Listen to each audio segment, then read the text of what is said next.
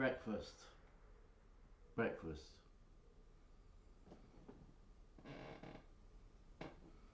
Breakfast.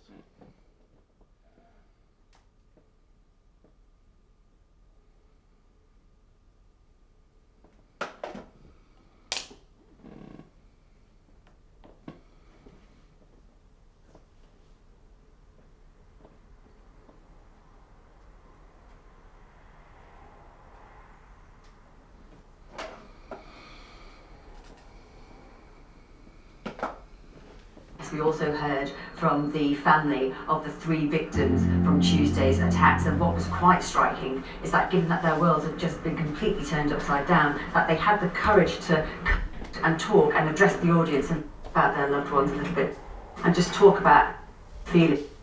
Just look here, this sea of flowers, and we've got balloons as well. There's candles are still burning here on the steps outside the City Council building. And if you look here, Nottingham Forest FC, that's obviously in relation to Ian Coates. So we've heard he was a massive Forest fan, and we saw his 2 sons wearing the Forest tops last night with RIP Dad on the back.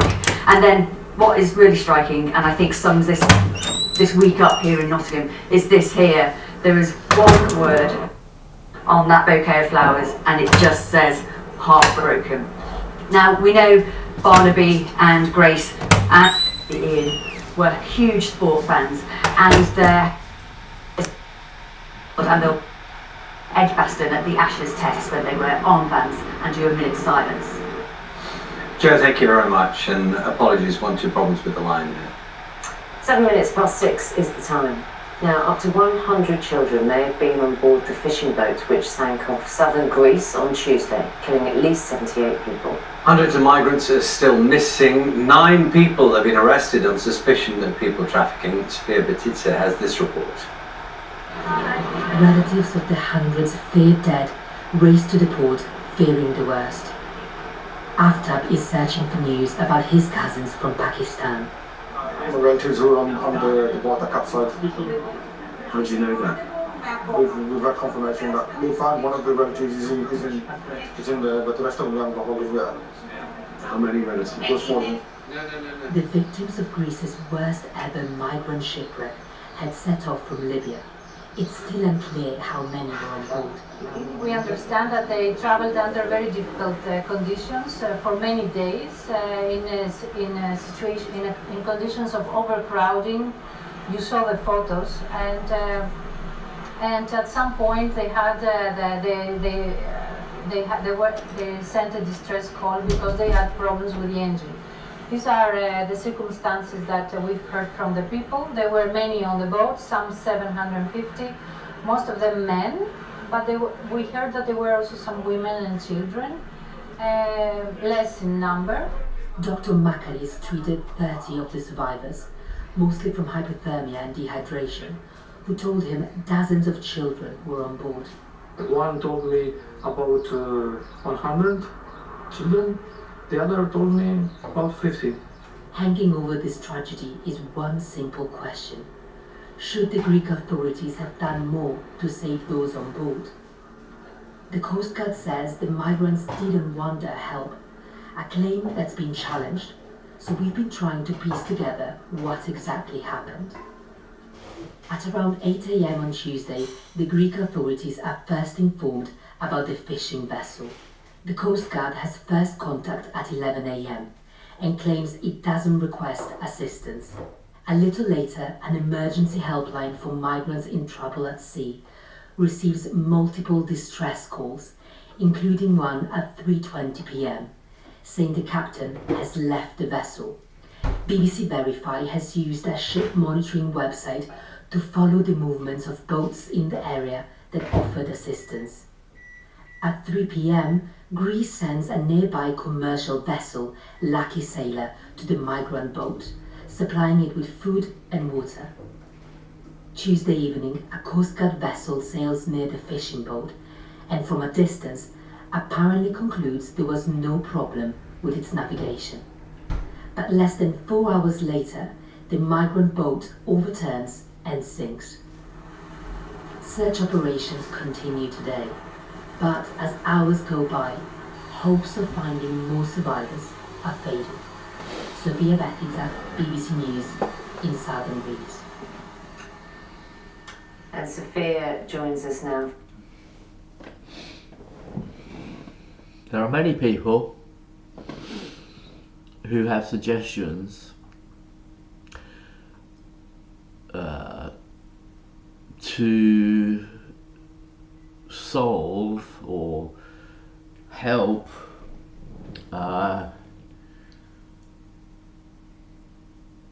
solve or make better some problems of human life, I guess we could say.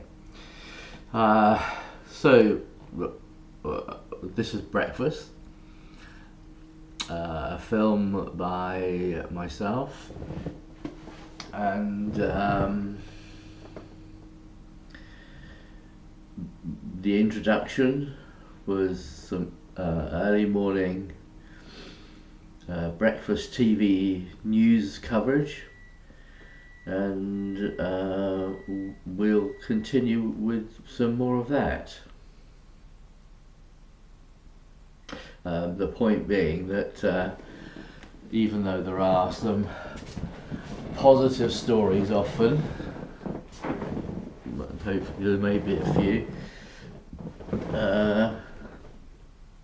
the news tends to focus on problematic matters,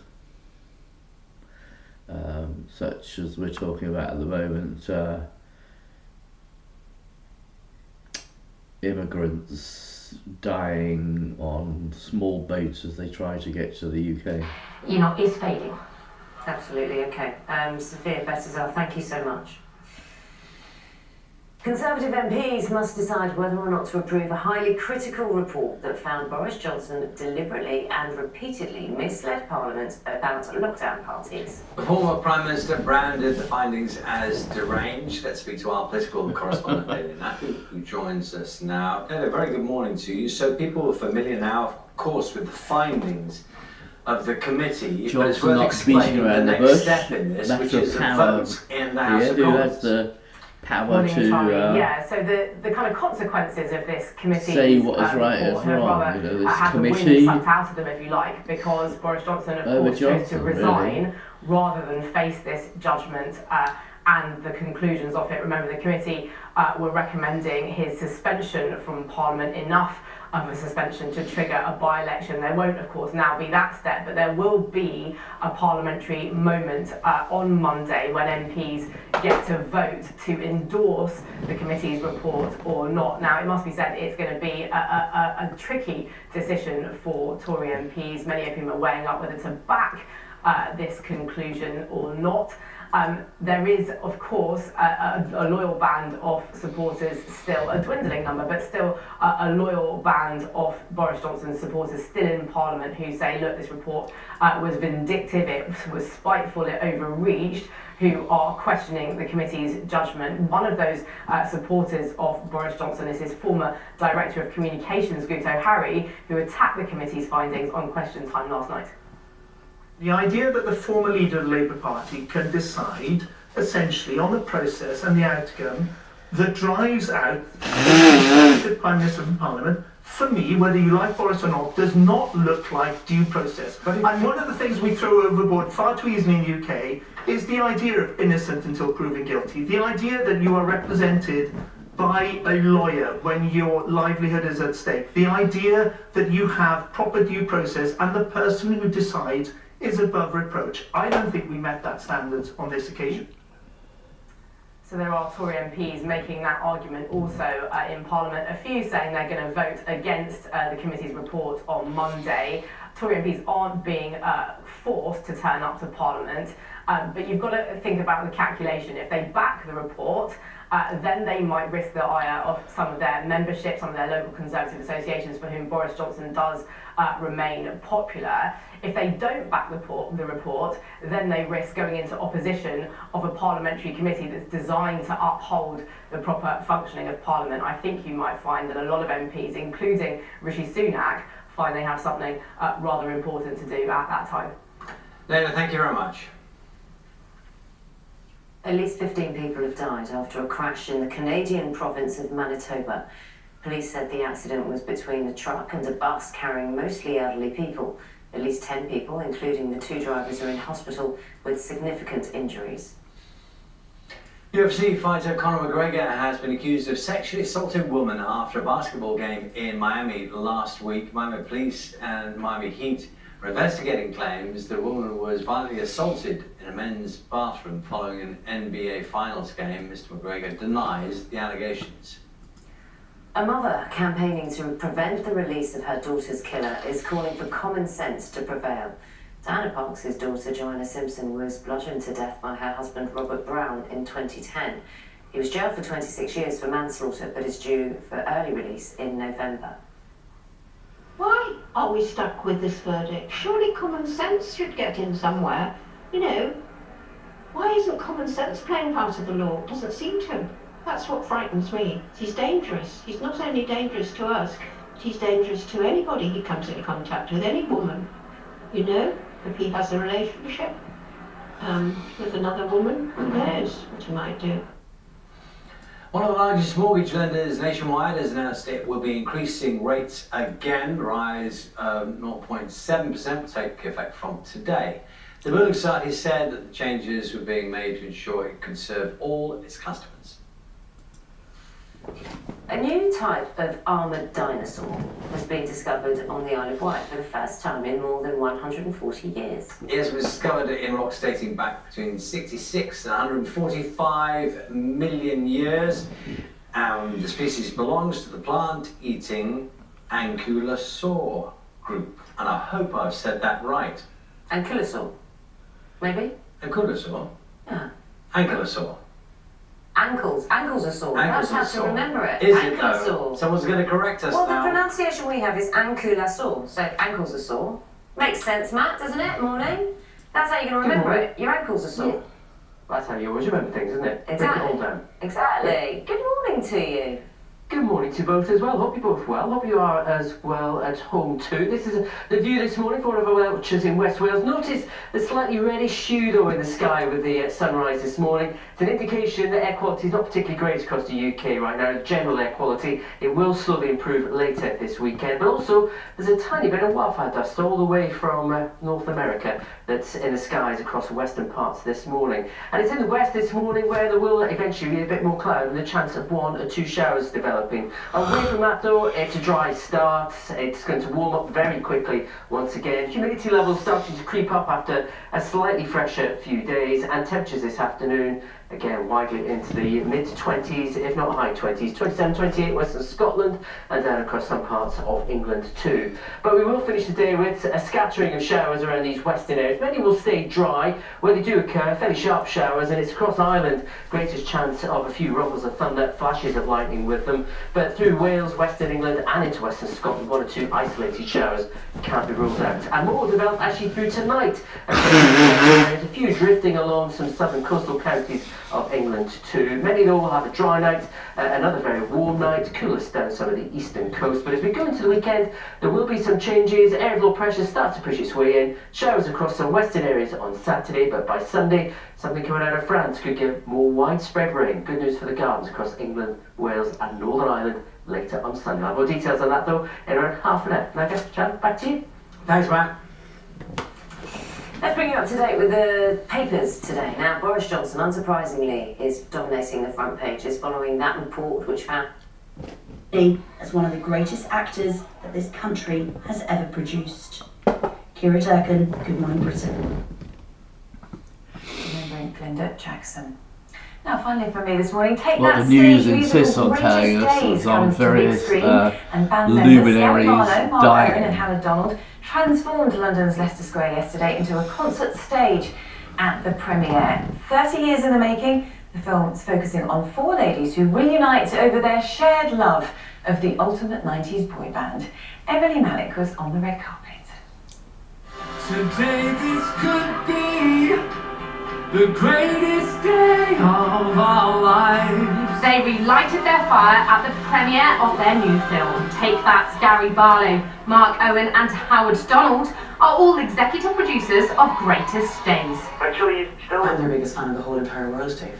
Good. That's lovely. And do you know who you're going to take with you to see the boys? It's an uplifting story about a group of best friends who had the night of their lives watching their favourite boy band before going their separate ways. Fast forward 25 years and they reconnect when the band announces a reunion show. A film about love, friendship and of course music. Irish actor Aisling Bea plays the lead role, Rachel. So she plays Mini-Me, surprisingly, not actually older me. I know. And yeah, I think there's definitely a sisterhood for life here with us all. So yeah, brilliant. Any chance we'll see the five of you on stage soon? Oh, I don't know. That's always the unanswered question, that one. When the time's right, it'll happen. We'll have to wait a little longer for that one, but the film is out in cinemas today. Emily Malik, Good Morning Britain.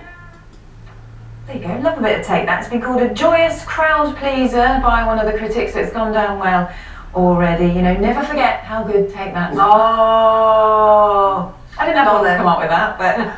Kim Marsh is joining us a little bit later, who's playing the lead that Aisling Bea plays in the film, but in the stage musical, which is currently... And her daughter's in it, her daughter plays her, yeah. as well. So that's good, but it's not about Take That. It's not a biopic, because a lot of fans go thinking it's about Take That. It's a little bit like Mamma Mia's got the music labyrinth. Yeah, so it's a story of friends. The story is friendship, yeah. Shall we have a look at the weather? That's been a big story at the moment, hasn't it, Alex? It has actually, yeah. The kind of weather that we're having at the moment, it only takes a minute to get sweating. And you will be sweating this weekend. The humidity is on the up and there's thunderstorms on the cards. Let's take a look right now. Looks like things are heating up. Box, proud sponsors of weather on Good Morning Britain. Yes, as we head into this weekend, the humidity is going to be on the up and there is an increased risk of thunderstorms as we head through, well, today actually, and over the next few days. It's still will be staying on the warm side. In fact, temperatures will remain above average for the time of year. However, they will slip by a few degrees here and there, but because of that increased humidity, it is still going to feel uncomfortable for some. This is the situation for today. Well, for many of us, it is going to be another plain sailing day. Plenty more warm, if not very warm, sunshine. But you can see out towards the west, we already start to see the weather gradually becoming more changeable. So showers starting to arrive. Some of these showers may turn a little thundery as we head into the afternoon. But you can see as we push out towards the east, it's clearer skies and also a warmer temperature, so highs of 28, maybe 29 degrees Celsius possible. Always bear in mind that in these conditions, UV levels are going to be high, if not very high. Heading into this evening and overnight, you can start to see it does turn a little more changeable out towards the west, a sign of things to come. Certainly some showers on the cards for tomorrow in the west, but again, still feeling very warm for most. For the weather in detail where you are, go to itv.com/weather.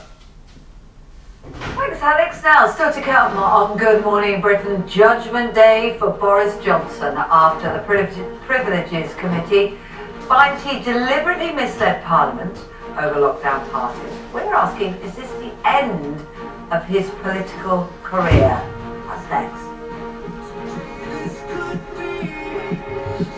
Past like mother, like daughter, co-star Kim Marsh, as we say, will be joining forces with their eldest daughter in the Take That musical Greatest Days. On stage, find out if she'll ever step foot in the cobbles again when she joins us after 8 o'clock. First, though, we're going to get news, weather and travel way up to the bit.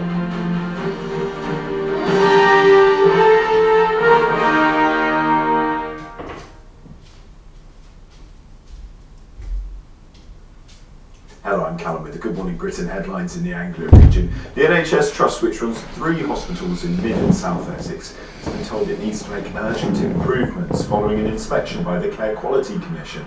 Patients' privacy at Southend, Basildon and Broomfield wasn't always respected, and the Commission said people weren't always safe. Staying with health, and there's a shortage of speech and language therapists in our region, with 1 in 4 positions vacant across the UK. Emma Ferris, who helps children in Suffolk, Essex and Norfolk, says she wants more people to be interested in the profession. Even if we actually recruited to all the vacancies, in the UK, we'd still have a lack of speech and language therapists, so we're a really tiny profession. An ocean sailor from Chelmsford has been involved in a crash between two yachts in a round-the-world race. Simon Fisher is part of the team on board the 11th-hour racing. The race leaders were struck during the final leg in the Netherlands. No one was injured, but both boats were damaged. And finally, rare bee birds have returned to Norfolk for the summer. It's believed to be the first time the birds have visited the same UK breeding site in consecutive years. The Mediterranean birds are nesting at Trimingham near Cromer. Time for weather now with Ash.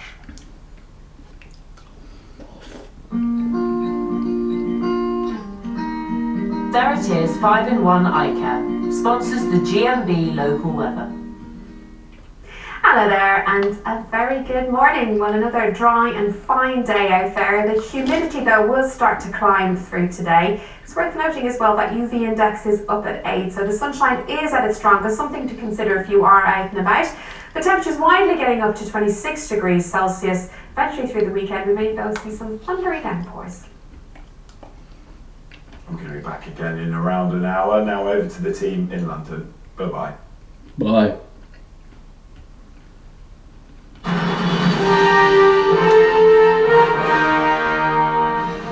You're watching Good Morning Britain. Should we have a look at the front pages this morning, which are rather divided, certainly over Boris Johnson. Is proper whopper a career stopper, writes the Metro, as Boris Johnson's hopes of a political comeback hang in the balance. He lied and lied and lied, says the I newspaper, as Boris said the findings were deranged and his publication was a dreadful day for democracy. The most spiteful stitch-up in history of politics is how the Express describes the report's conclusions. And the Guardian leads with the sinking of a boat carrying hundreds of people off the coast of Greece. It is feared that as many as 750 migrants may have been aboard the boat when it disappeared under the water. We'll be joined now by consultant editor of the Daily Mail, Andrew Pierce, and former Labour Home Secretary Jackie Smith. So Jackie, the report has landed. We've all been able to read it. Obviously Boris had seen an early copy and sort of jumps before it appeared. Do you feel like it was excessively harsh on Boris Johnson, or is it everything that he deserved? Well, it would have been less harsh had Boris Johnson not responded when he first read the draft last week in the way in which he did. And that sort of sums up his story on every single occasion when he could have made the situation better, not only for himself, but also for the people who felt so dismayed about what was happening in Downing Street and the MPs who felt that he was undermining Parliament by lying to them. He could have made it better, and on every single occasion he made it worse, and therefore I think he only has himself to blame for the punishment that has been meted out to him by the Privileges Committee. So Andrew, I think it was 40 days, wasn't it, initially, but then an extra 50 was added on in terms of the suspension for what Jackie was describing as his reaction to the report. What was his reaction? He leaked part of it, even though the entire report, most of the entire report was leaked to the Times the day before Boris saw it. So who leaked that? Can't be Boris Johnson. Somebody on the committee, chaired by Jackie's friend Harriet Harman, the Labour MP, who 3 times last year on the same day said Boris Johnson lied. Hang on, Jackie, lied to the Commons about Partygate. It was a poor. I'm not saying he didn't mislead the Commons. I'm not saying he didn't lie. But what I'm saying is that MP should not have chaired the committee because she pitched her colours to the mast very clearly.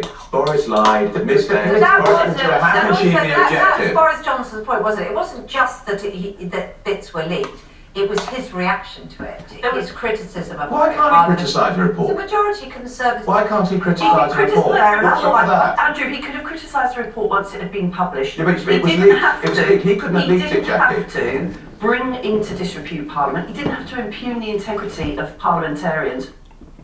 For the day, and always a little cooler towards eastern coastal areas with that onshore breeze. Higher temperatures, of course, further west, the mid-20s at least. The UV levels are high, the pollen levels are very high, the pollution levels today are moderate.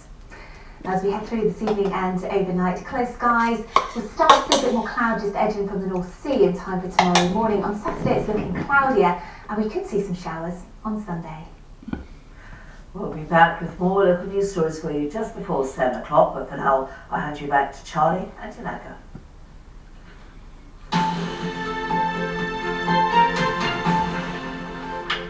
Hello, you're watching Breakfast with Charlie States and Naga Munchetti. Time now is 6:30. Thousands of people stood together in silence as a second vigil took place to remember those killed in the Nottingham attacks. In an emotional tribute, the families of all 3 victims addressed the crowds, with the mothers of Barnaby Webber and Grace O'Malley Kumar urging people to hold no hate.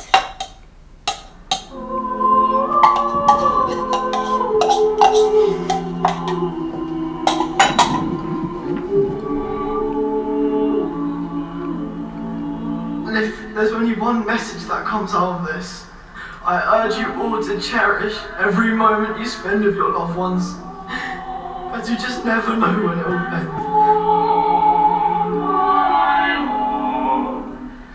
Thank you for showing your love for our babies. She was so beautiful on the inside. She was a treasured and adored child. She wanted very few things in life. She wanted to be a doctor. She wanted to play hockey with her pals. She wanted to have fun. Because that's what all students want. They want to enjoy themselves.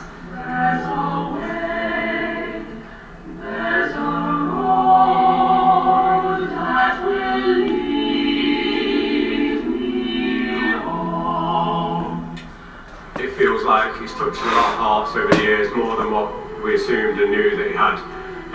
So it's been really nice and heartwarming to see the messages and the people come out and talk about how he was when they were younger and how he's helped them. My dad was an avid fisherman, he loved his family, and he also loved his forest. You Reds.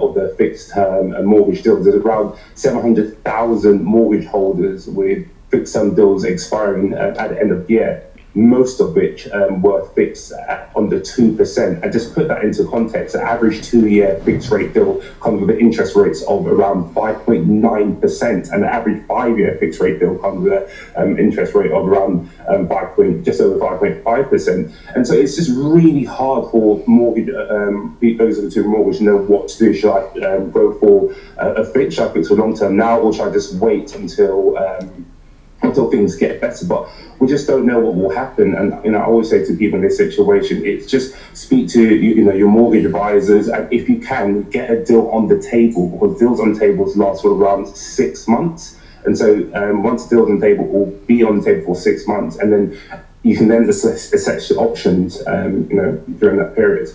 Yeah, give you 6 months to think it through as much as possible and to see if things are getting any better. Yeah, thanks very much indeed. Lovely to talk to you, Maren. Thank you. I've got to really think about it carefully. It's a terrifying decision to make. It is. Even in good times, it's quite a difficult decision to take, isn't it? It's always a bit of a gamble, but at the minute, tying yourself in at 5.5% for 5 years. 5 years is a long time. A lot of money just to borrow it, aren't you? Yeah, you are. We'll talk about older fathers. Al Pacino's had another child at the age of 83. Dave's been in touch. Hi, Dave. Hello, Dave. He said, my dad had children at 96, but it annoyed my mum as we lived at 91.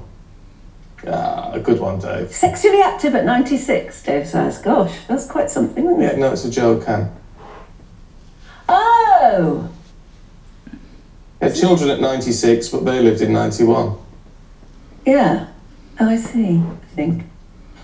God, if you're going to be funny, can you make it a bit more easy to understand, please? That's a good dad joke. It's a very good dad joke. I'm beginning to understand it. Thank you, Dave. Yeah. Helen says, my dad was 58 when he had me. He was 19 years older than my mum. Sadly, he died at 66 when I was just 8. Oh. And he had a stroke when I was 2, so most of my memories of him are of visiting him in hospital. And that's why a lot of people think it's selfish to have a child. Even if you're the man, and you obviously still can, it's selfish to have a child when you're that old. When you're that old. I mean, look, you can't be too critical of people, No, can you? no. But it's... No, because usually they've made a new association with a woman who wants a family. And though she's younger, she wants a family. I just don't think it's fair. I don't think it's fair on the kids. I mean, Shelley says, I don't know why you think Al Pacino's irresponsible, because millions of children don't know their fathers who are simply absent. I mean, that's a fair point. It's a fair point. But it's, you absolutely know you're not going to be around for that long if you're having children. But it's like Helen said, that most of her memories of her father are visiting him in hospital. And that is sad, isn't it? Yeah, it is sad. Anyway, any thoughts? GB Views at gbnews.com. Coming up, we're going to be looking at all the headlines in the papers. This is Breakfast on GB News.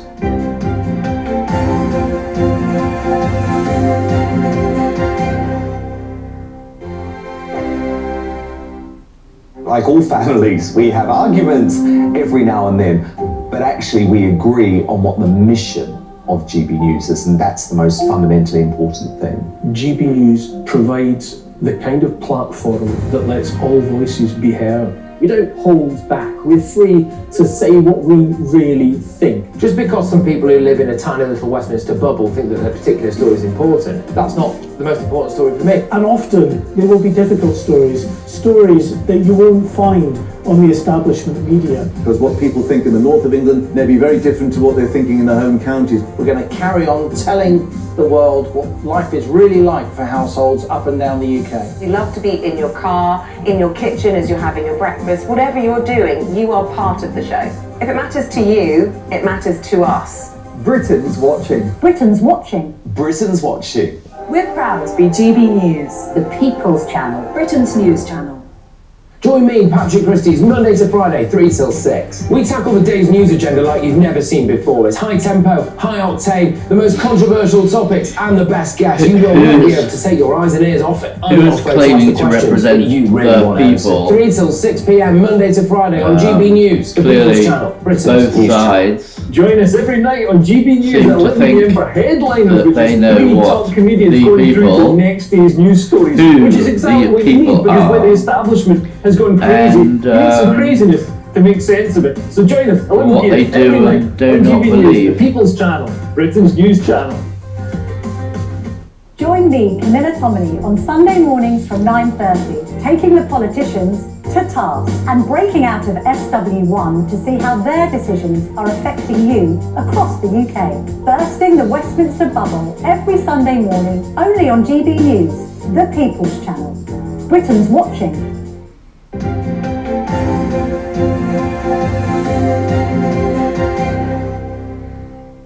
Morning to you, it's 6:36. This is Breakfast with Stephen and Anne. Shall we have a look at today's newspapers? And if we look at The Guardian first, Boris Johnson, by the way, dominating most of the papers again, but The Guardian are taking aim at him there, the verdict on Johnson. The Telegraph has a nice picture of a very young Glenda Jackson. Passed away yesterday morning at 87. An Oscar-winning actress, multiple Oscar-winning actress actually, and MP. Lovely, lovely lady. Quite formidable. Oh, Lovely. she was formidable. She was a bit fierce, to be Yeah, honest, wasn't oh, she? she was. You have to be on your mettle. On your but she was guard. amazing, yeah. The Times has a haunting picture of Barnaby Webber's.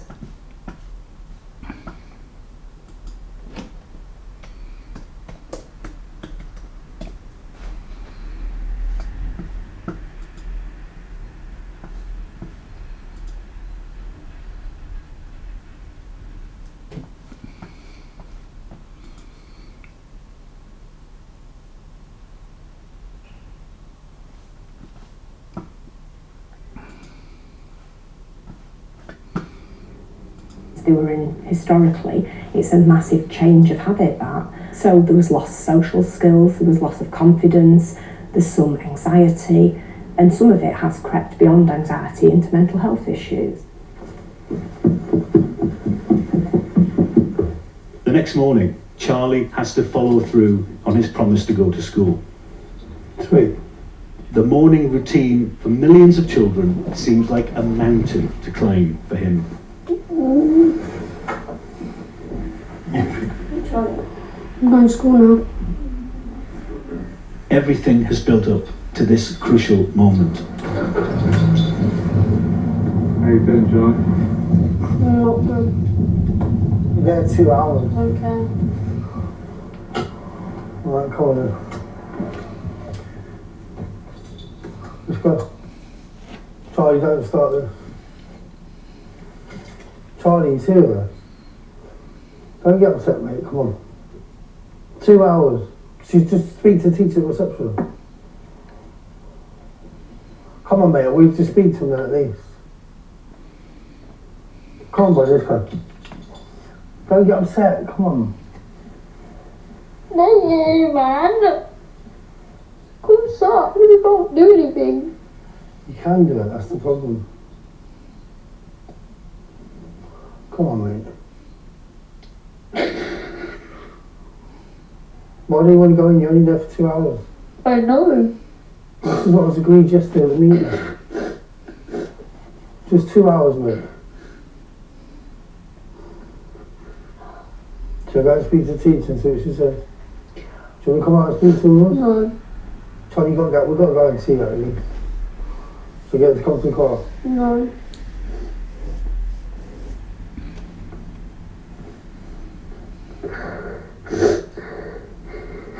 Despite the efforts of 2 teachers and James, Charlie refuses to get out of the car.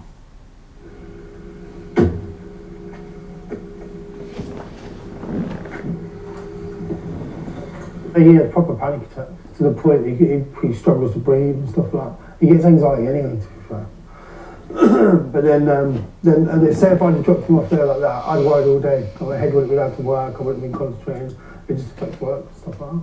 And he would have been like that all day anyway, so he wouldn't have learned nothing. He would have just sat there being upset, hating on me because I dropped him off there, and then hating on teachers because he doesn't want to be there. Charlie's day ends as it began, in his bedroom. His story offers a snapshot into the lives of thousands of other children, struggling with the very concept of school, falling behind on their education as each day passes. Nick Martin, Sky News, Blackpool. Now, a review has uncovered systemic and institutional failures in the UK's military procurement system. That's according to a Ministry of Defence report that looks at a multi-billion-pound programme to buy more than 500 tanks for the army. The vehicles were meant to be fully operational by 2025, but has been pushed back. Defence Minister James Cartledge said they accepted the findings but conceded the report made for difficult reading. Conor McGregor has denied allegations of sexually assaulting a woman at the NBA Finals last week. The Irish mixed martial artist was accused of the assaults in a bathroom at Game 4 of the Finals in Miami on June the 9th. The NBA and Miami Heat say they're investigating. And a new species of dinosaur has been discovered on the Isle of Wight. Belonging to a group of plant-eating dinosaurs, it's been named the Vecti Pelta Barita and has an armoured body. It's the second time an armoured dinosaur has been found on the island. The first was 142 years ago. What's the rundown? Don't go too far. Still to come, we'll take a closer look at the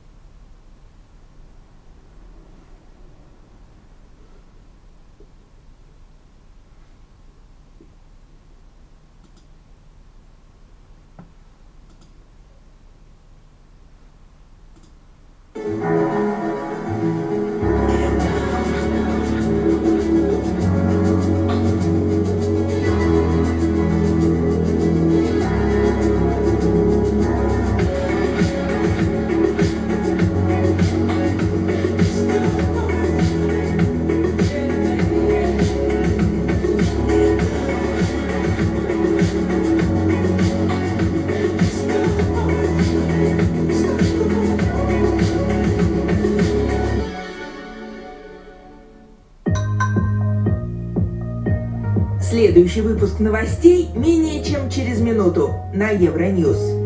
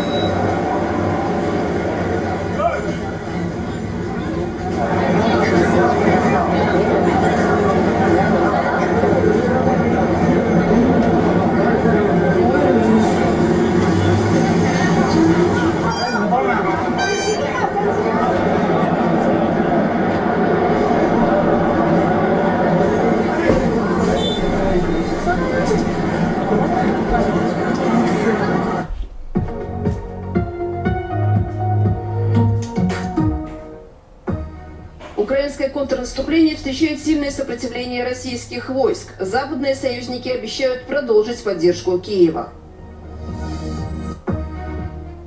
В Греции объявлен траур по жертвам кораблекрушения. Полиция допрашивает подозреваемых в незаконной перевозке людей. Огромная очередь из фур на въезде в Косово. Власти частично признанной республики не пускают грузовики с сербскими номерами. Евроцентробанк вновь повысил ключевую ставку и пересмотрел прогнозы в сторону сокращения экономики.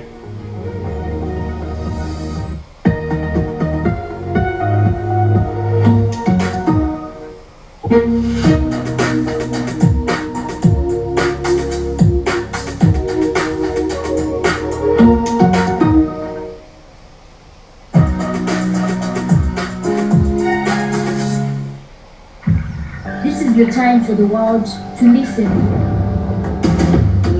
This is such a pivotal moment in our existence. This is our future.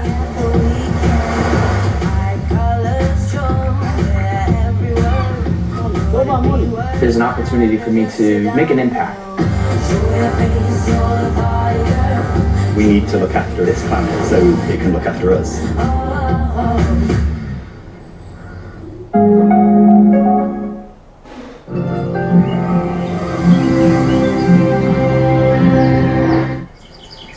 Life is about balance, about give and take. And forests give us so much. They purify our water. They clean our air. They fight climate change by capturing carbon. They give us food, life-saving medicines, and they improve our well-being. But our forests are vulnerable.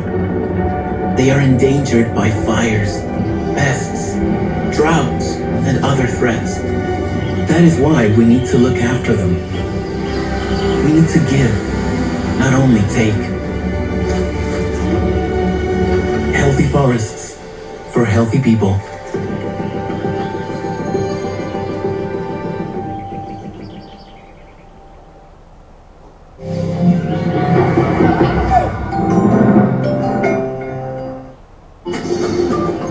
Грим – наш информационный бюллетень. Получайте эко-новости и зеленые идеи в ваш почтовый ящик. Подпишитесь прямо сейчас на сайте ru.euronews.com/newsletters.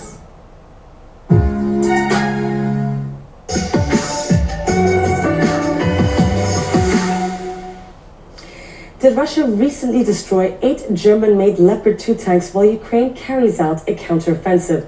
That's what the Ministry of Defense in Moscow announced, claiming this black and white grainy video is proof. Take a look.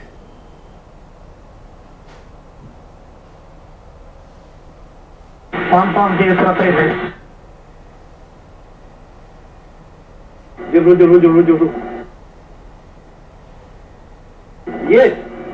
Прямо!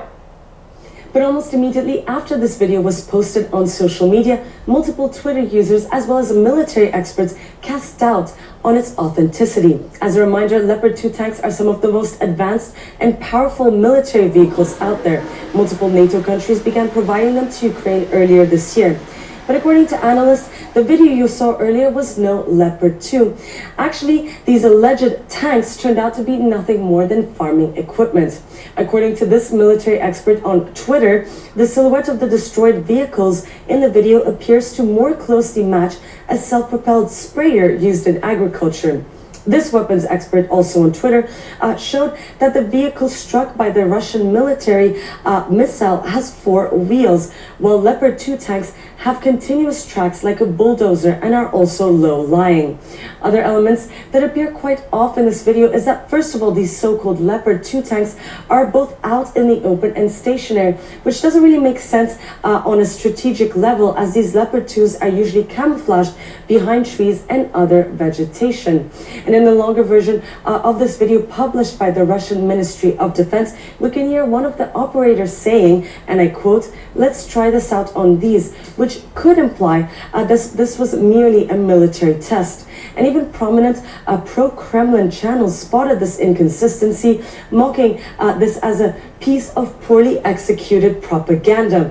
This pro-Russian military blogger posted on Telegram saying, "This is embarrassing, we're at a loss for words, I'm sorry."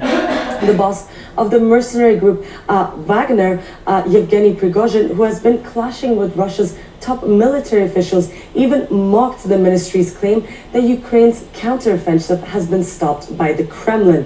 But what's interesting here is that this is a perfect example of how a collective effort by internet sleuths can quickly fact-check propaganda published by official channels.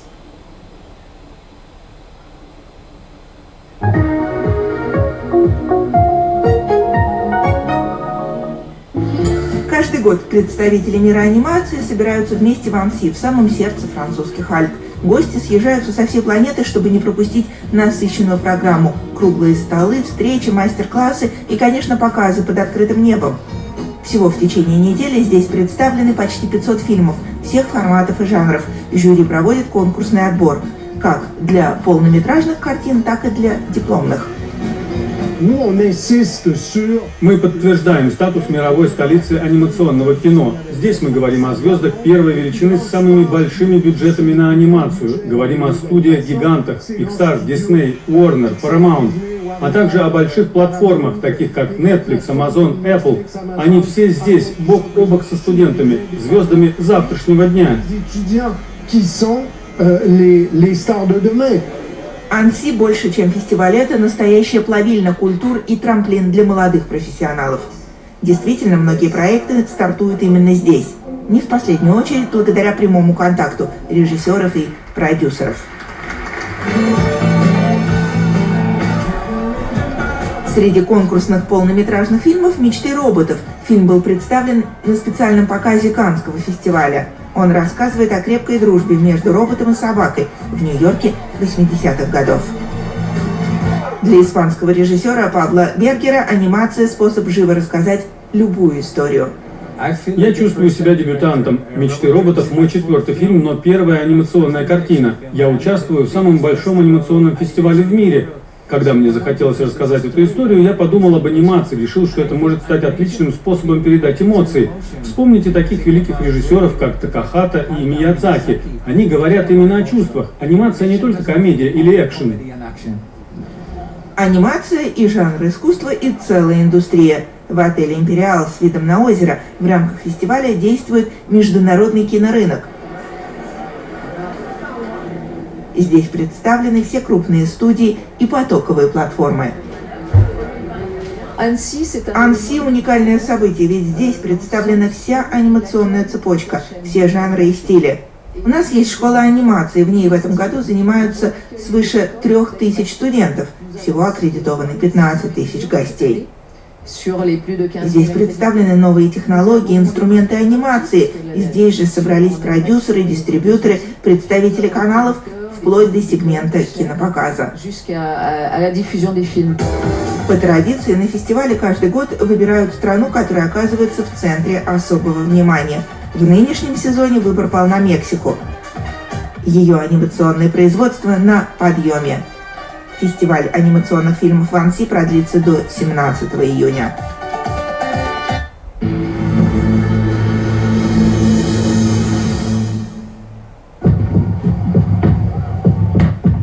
Je me trouve devant une méga bassine dans le département des Deux-Sèvres, à l'ouest de la France. Et c'est ce type de projet que sont venus dénoncer aujourd'hui ces milliers de manifestants. Pour quelles raisons? Pourquoi ces bassines suscitent autant de colère et de controverses? C'est ce que je vais essayer de comprendre dans le prochain épisode de Witness.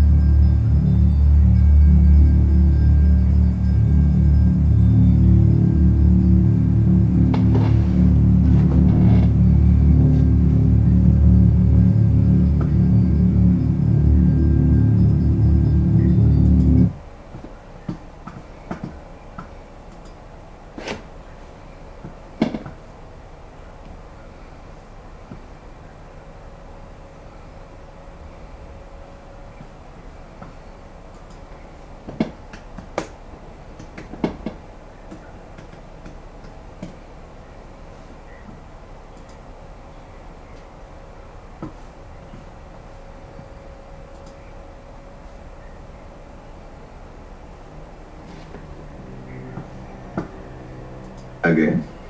Second, anytime once we are and they share together, Nani with our Muku Magabe.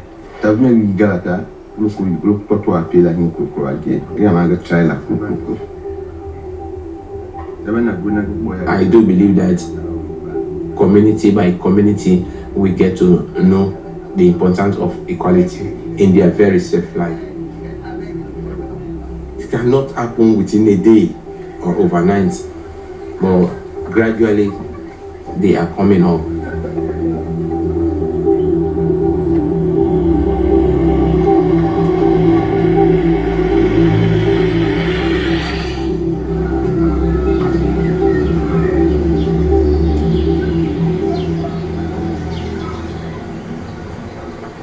Nobody in the born. Nobody, they all on time. No man on time, friends on time. Nah, they confuse me. Look at that, you can't talk now. I talk, babe, and be confused now, you see. Now be smoking on the fire. Oh, come on, now it turns back. And then I just say, no, you tell me, I say, I say, no problem. Okay. Even a bad safe. I'm ready for that. I'm not allowed to restart. You want to make likeness of another soda? Marriage, I made a mistake. How you say I seen a mistake?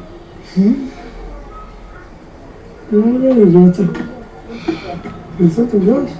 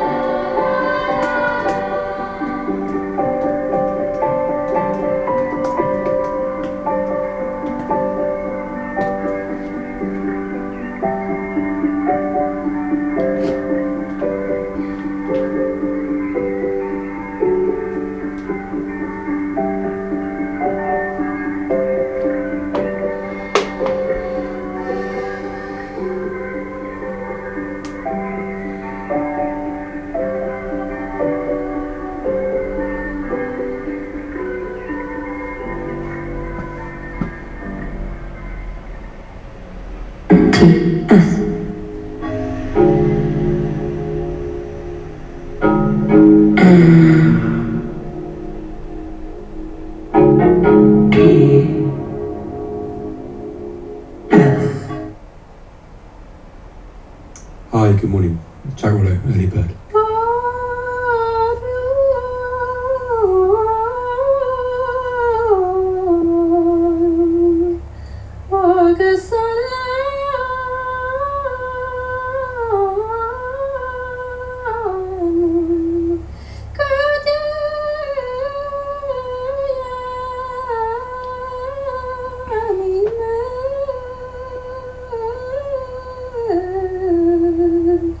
Tattoo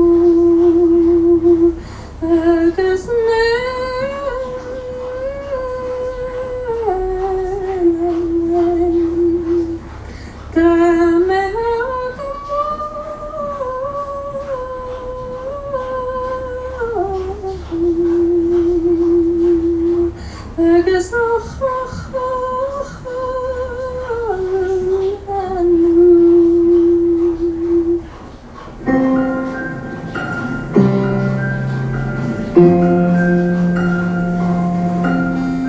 good morning.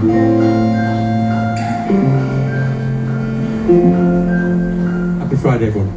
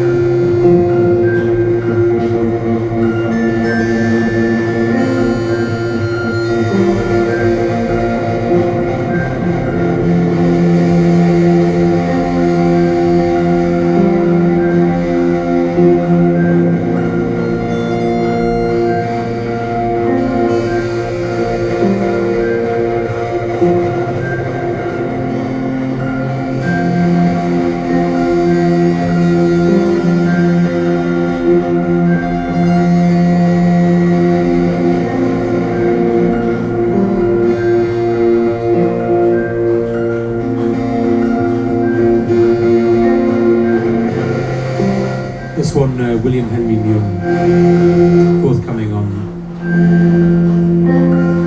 Born of Plenty. Definitely one of the best labels around.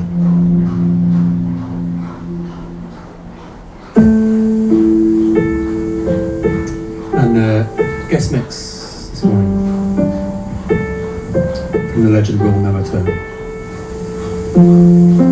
Coming up in a bit.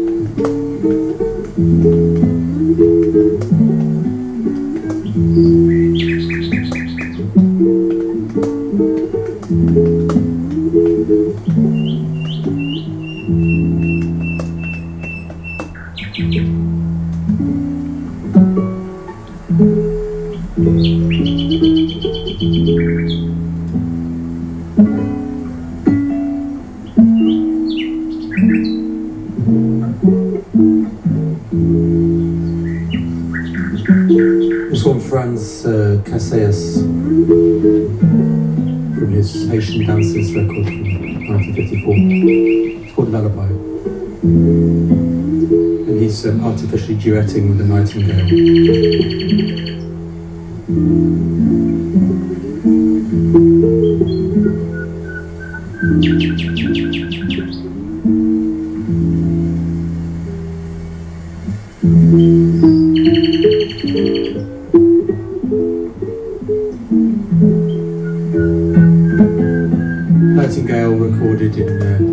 1987 by Beatrice Harrison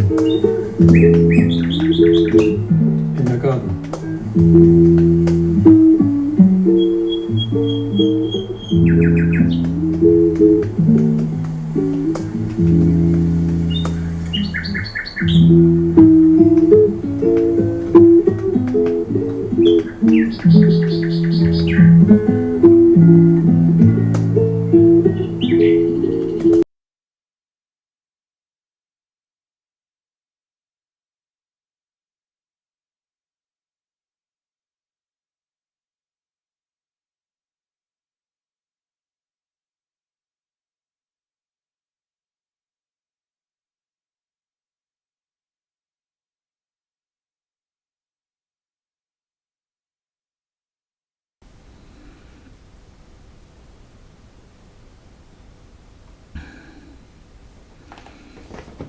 So,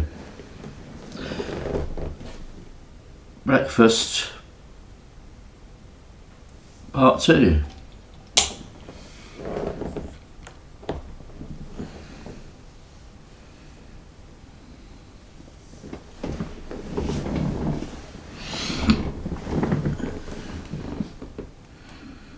Which is kind of an experiment with 50mm. What was generally regarded as a fairly good Canon. Economical and eco-friendlier world of cleaning, look no further than the X5. It's lightweight, powerful, easy to use, and requires nothing but The Canon 50mm as a photography lens, but I have seen it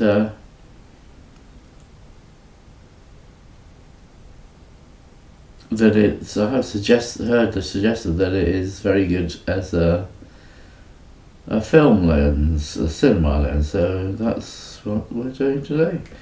Plus, of course, the news. blast away dirt in the kitchen, bathroom, or even See your what's car. happening Use there. the wire brush on your barbecue for maximum And scrubbing power on it's baked on breakfast time. It's a window and glass cleaner to clean and polish shower doors, mirrors, or outdoor windows for a streak-free shine. And a garment and upholstery steamer. Set steam low to take wrinkles out of delicate clothes. Set steam medium for curtains. Set steam high to help with dust mites and bed bugs and help break down unpleasant odours. With the H2O X5 Deluxe Edition, you'll also get our complete set of interchangeable reusable cloths to tackle even more jobs indoors and out, and a warranty cover for 2 full years. You'll get it all with a saving of over £90 with our summer cleaning event.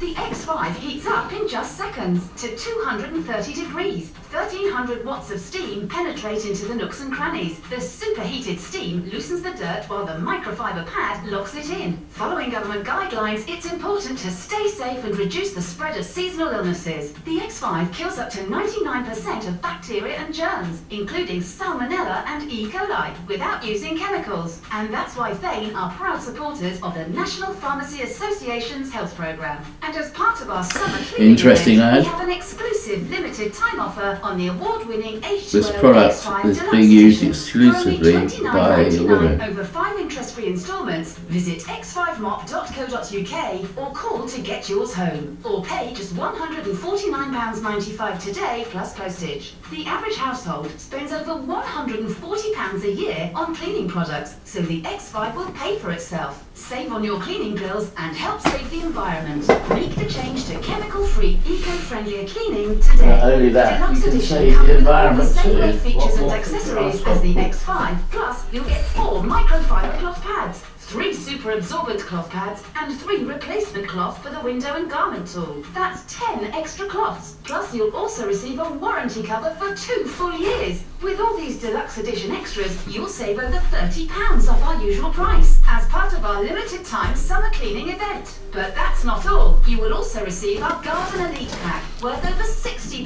absolutely free. You'll get a descaler to tackle the effects of line scale, 2 hook and hold microfiber towels for picking up dust and wet and dry messes, 3 garden cleaners to add to the water tank to tackle stubborn outdoor stains, plus 6 extra nylon and brass brushes. Take the power of steam outside Well, there's a guy cleaning the car, furniture to and be tools, honest. alloys, sports equipment, greenhouses, children's toys, bikes, windows, barbecues, and much more. That's an incredible total saving of over £90. This exclusive offer ends on the 31st of August, so don't leave it too late. It's everything you need to clean your home inside and out. Backed by our Trustpilot rating from thousands of customers, your X5 comes with a 30-day money-back guarantee. If you don't love what it can do, just return it within 30 days for a full refund of the purchase price. Your X5 Deluxe Edition is simply a click or call away, and you can pay your way with plenty of interest-free payment options, so ordering is easier than ever. Can't wait to get yours? Pick it up in-store today at Currys, our exclusive retail partner, with the same great offer. So what are you waiting for? Don't miss out on the summer cleaning event at Thane. For only $29.99 over 5 interest-free instalments, visit x5mop.co.uk or call our 24/7 UK sales team to get your H2O X5 Deluxe Edition home. Or pay just £149.95 today plus postage. And with delivery options available, you could get it as early as tomorrow. Remember, with our exclusive offer, you'll save over £30 with the X5 Deluxe Edition. And you'll get the Garden Elite Pack worth over £60 absolutely free. That's an incredible total saving of over £90. This exclusive offer ends on the 31st of August, so don't leave it too late.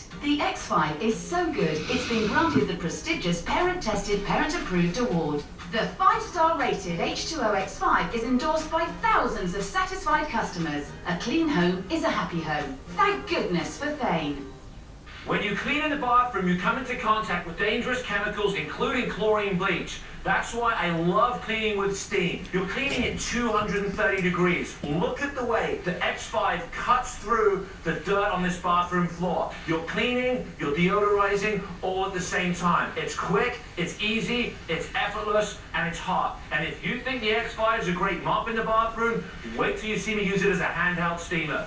The X5 handheld steam mop is so awesome. There's so many things that you need to sanitize, and you can do it without the chemicals. It's definitely a bonus.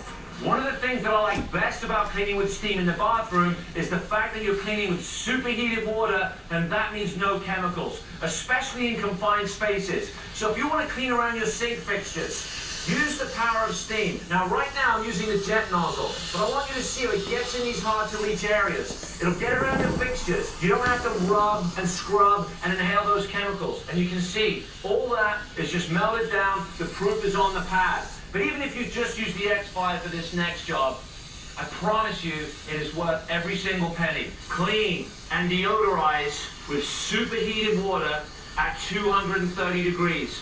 This will get into Christ, that ad is still you good. could only What dream the about hell? cleaning before. You hear that? That's the sound of clean. That's the sound of steam. All coming from the X5. And if you think that's good, wait till you see this in the shower. Around my sink in the bathroom, it can get quite grubby, but with the X5, it just literally blitzes the dirt and it's sparkling in no time. When it comes to cleaning your shower, your tub or your tile, you want to use the jet nozzle with the nylon brush. Watch how good it cleans this tile. Grout can be one of the hardest things to clean in the bathroom. And the last thing you want to do is to be trapped in a confined area with chemicals in a toothbrush. With the X5, using the nozzle with the nylon brush, you can see the hot steam blasting away the grime with just gentle scrubbing. Whether it's vertical grout or horizontal grout in your shower or on the floor, let the X5 be your go-to cleaner. Turn it off, one-touch operation. All I do is wipe that wall down, and that bathroom looks as good as new. All cleaned using the power of steam.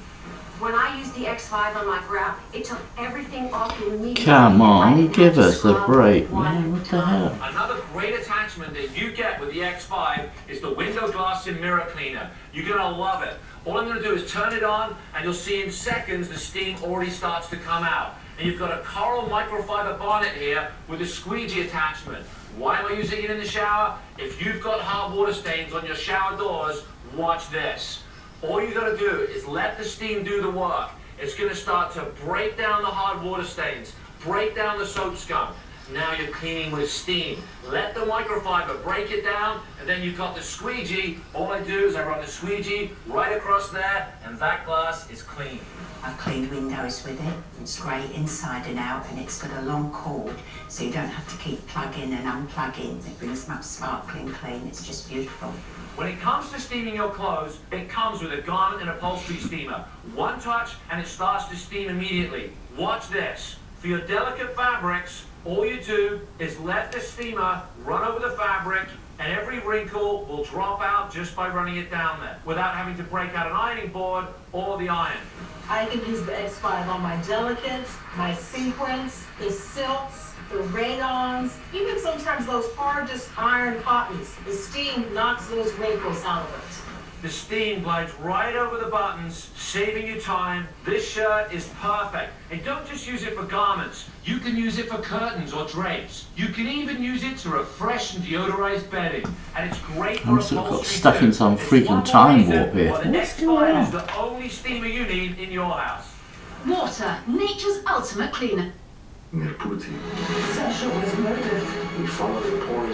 Laura Whitmore's Breakfast. Who's Laura Whitmore? We will find out. Yango starts Monday at 9 on ITV1. Believe it or not, there was a time before I was a national treasure.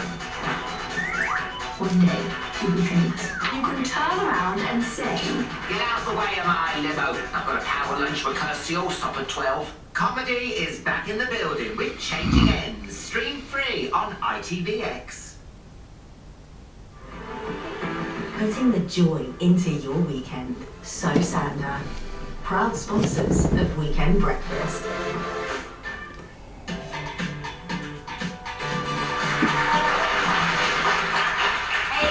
That's Laura Whitmore. Right. Later, and I'm really excited about that one. But now, does swimming in the ocean of online content leave you feeling adrift? Are you yearning for the days when the only way to Shut up, you mad one. Westminster reports. Boris Johnson and his supporters were indignant at the finding that he deliberately misled Parliament. Other Conservatives uncomfortable with the severity We're back in the news zone. against him. So on Monday, when MPs here are due to debate those findings, some had planned to vote against it. But Boris Johnson told his supporters he doesn't want them to put up a fight. In the words of one I spoke to who had spoken to Mr. Johnson, the world needs to move on. And it means it could all be nodded through in the Commons, while a formal vote would have shown up exactly how much, perhaps how little, support Boris Johnson has left among his Conservative parliamentary colleagues. It's also probably more convenient for Rishi Sunak. Downing Street wouldn't say whether and how the Prime Minister planned to vote on the findings against his predecessor. Boris Johnson himself, of course, has left Parliament, but he still plans on making himself heard around here with that new weekly newspaper column you mentioned. But in taking that up, he has broken some different rules. The advisory body, which looks into ministers taking up new jobs, has said that he only told them about it half an hour before it was publicly announced, which amounted, they said, to a clear breach of the ministerial code. And we will, of course, have full coverage of that vote in the House of Commons in the UK on Monday. Now, it's an annual tradition here in the UK, but the first under the new monarch, King Charles, who's announced his birthday honours list, which sees author Ian McEwan and the editor-in-chief of Vogue, Anna Wintour, both become companions of honour. Terry Waite, who was held hostage in Beirut for 5 years, has been knighted. But there are dozens of ordinary Britons who are also honoured for their extraordinary achievements. Our entertainment and arts correspondent Lisa Zimba has more. Terry Waite is free after 5 years held hostage in Beirut. Both before and in the decades after his time as a hostage, Terry Waite has devoted much of his life to helping others being held against their will. He's received a knighthood. I was born here.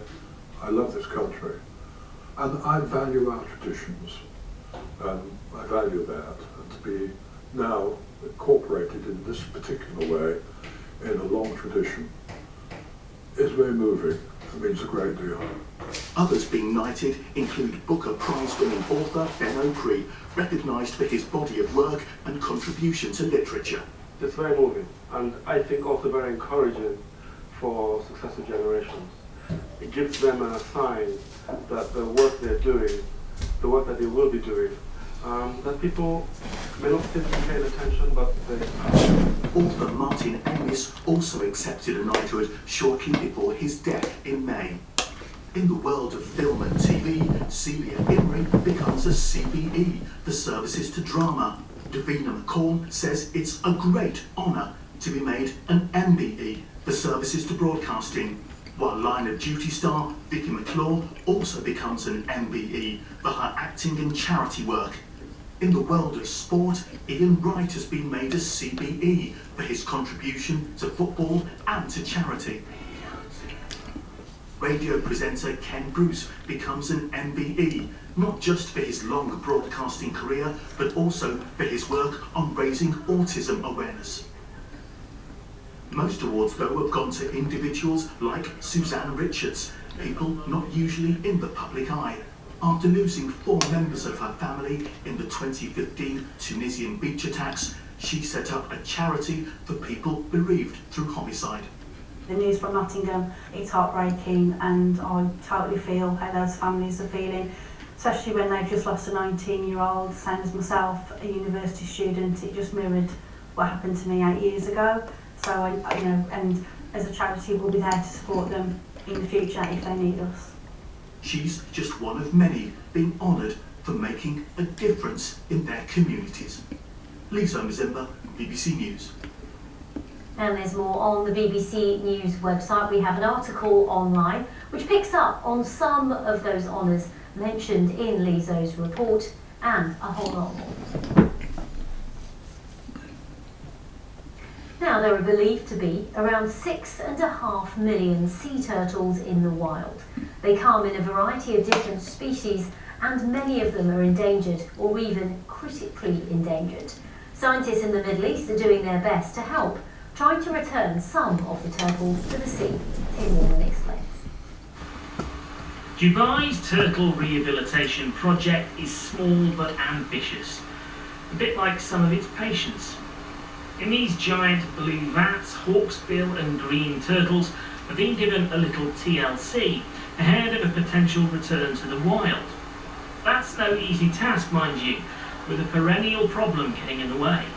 What is happening now with climate change is sea turtle nesting beaches are getting narrower because of sea level rise and more frequent storms, and the beaches are getting warmer, so we are getting a higher number of females. The sex ratio is shifting toward females.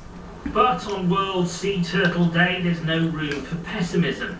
A big crowd to see off the latest batch of tenacious marine hero turtles. 'Cause there's something inside so strong, so strong. I know that I can make it. Oh, you're doing me wrong, so wrong. The fact that they can take them, get them rehabilitated, and then set them back free into their natural environment. I think it's lovely, and to have this opportunity to watch them, release them back into it is fabulous. This is only a small step. There are many more steps to take, but it should be easy, as long as you remember to rely on turtle power. Tim Allman, BBC News. Now, before we go, let's show you some pictures of a story we'll be watching throughout the day. It's an entertainment story. The stage is set in Seoul to celebrate the 10th anniversary of K-pop boy band BTS. More than 300,000 fans are expected to arrive in South Korea's capital this weekend. You can see they're starting to arrive, and through their music, performances and engagement with fans, of course, BTS has become the most streamed band in the world. Their growing success continues to fuel the influence of K-pop culture globally. Now, before we go, here's a reminder of our top story. The search continues in Greece for the nearly 500 people who remain missing after one of the worst migrant boat disasters in the Mediterranean in years.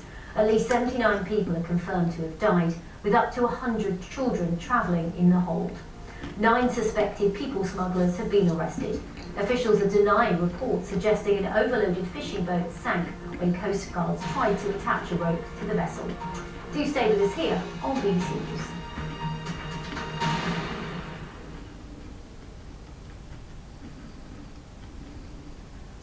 looking pretty different weather-wise this weekend. We're not going to have wall-to-wall sunshine like we've had the previous weekend. We have low pressure working its way, and that's going to bring showers and some thundery downpours for many places. And there will be some sunshine around, but you'll notice it's going to feel increasingly humid.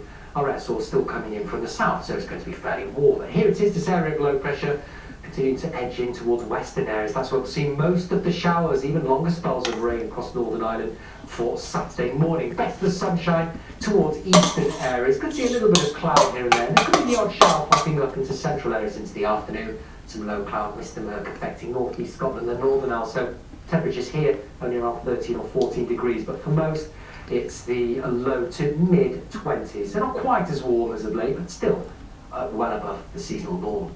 Now as we head through Saturday night, we continue with showers through central and western areas. Again, some of them will be heavy and thundery, tending to stay dry the further east that you are. And it's going to be slightly milder, I think, Saturday night, a warmer, muggier feel to things out west.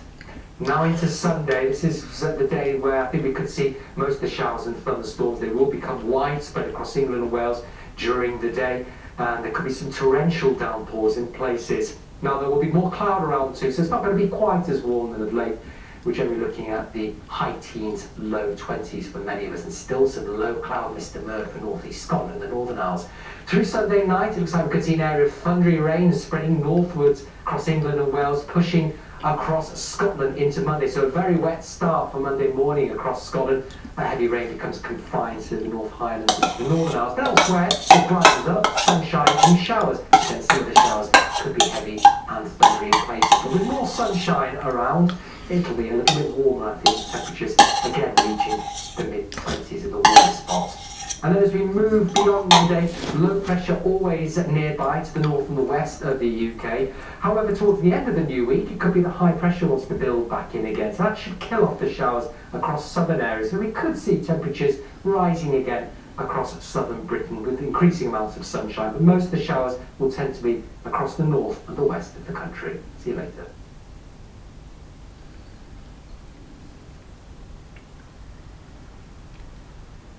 This programme asks plain questions with the help of the unrivaled range of BBC journalists right across the world. And gathered here in this building, I'll also draw on my time reporting on global conflict, front-line experience that helps me know who to talk to and who to listen to, meaning our analysis is unbiased with absolutely no spin. Unspun World. Watch on BBC iPlayer. Where these things have been done for nearly 1,000 years. Coronation Day.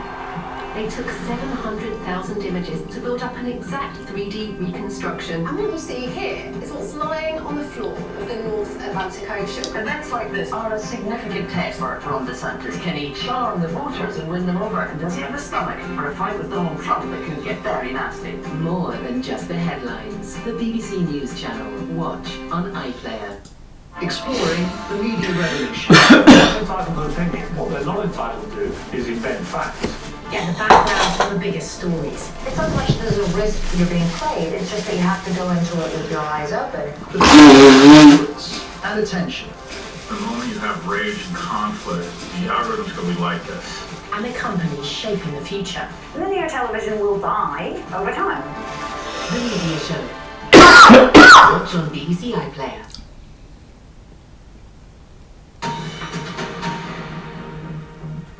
This is BBC News, the headlines.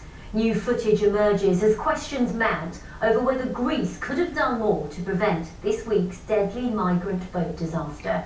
Up to 500 people are feared to still be missing. African leaders are in Russia to meet President Putin following their talks with President Zelensky in Kyiv. The visit comes as President Putin says he's moved some of Russia's nuclear weapons to neighbouring Belarus. The US has talked down any possibility of an escalation. And a man's been found guilty over an attack on a synagogue in Pittsburgh in the US, the deadliest assault on Jews in American history.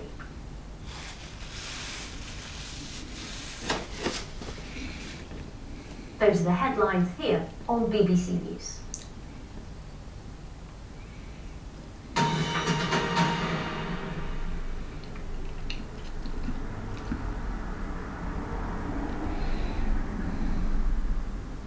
Now on BBC News, The Travel Show.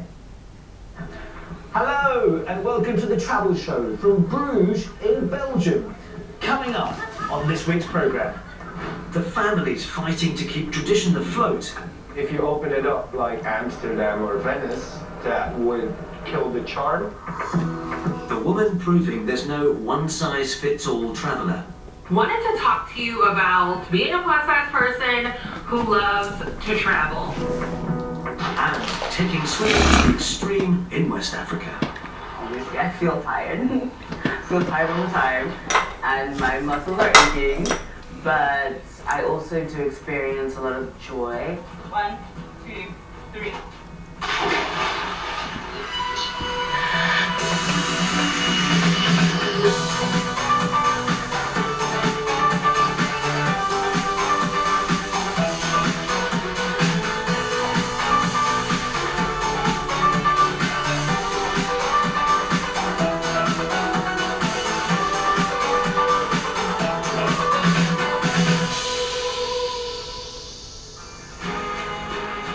For centuries, cities have competed and feuded with each other, though nowadays it's more often to the benefit of visitors as rivals bid to offer more compelling attractions.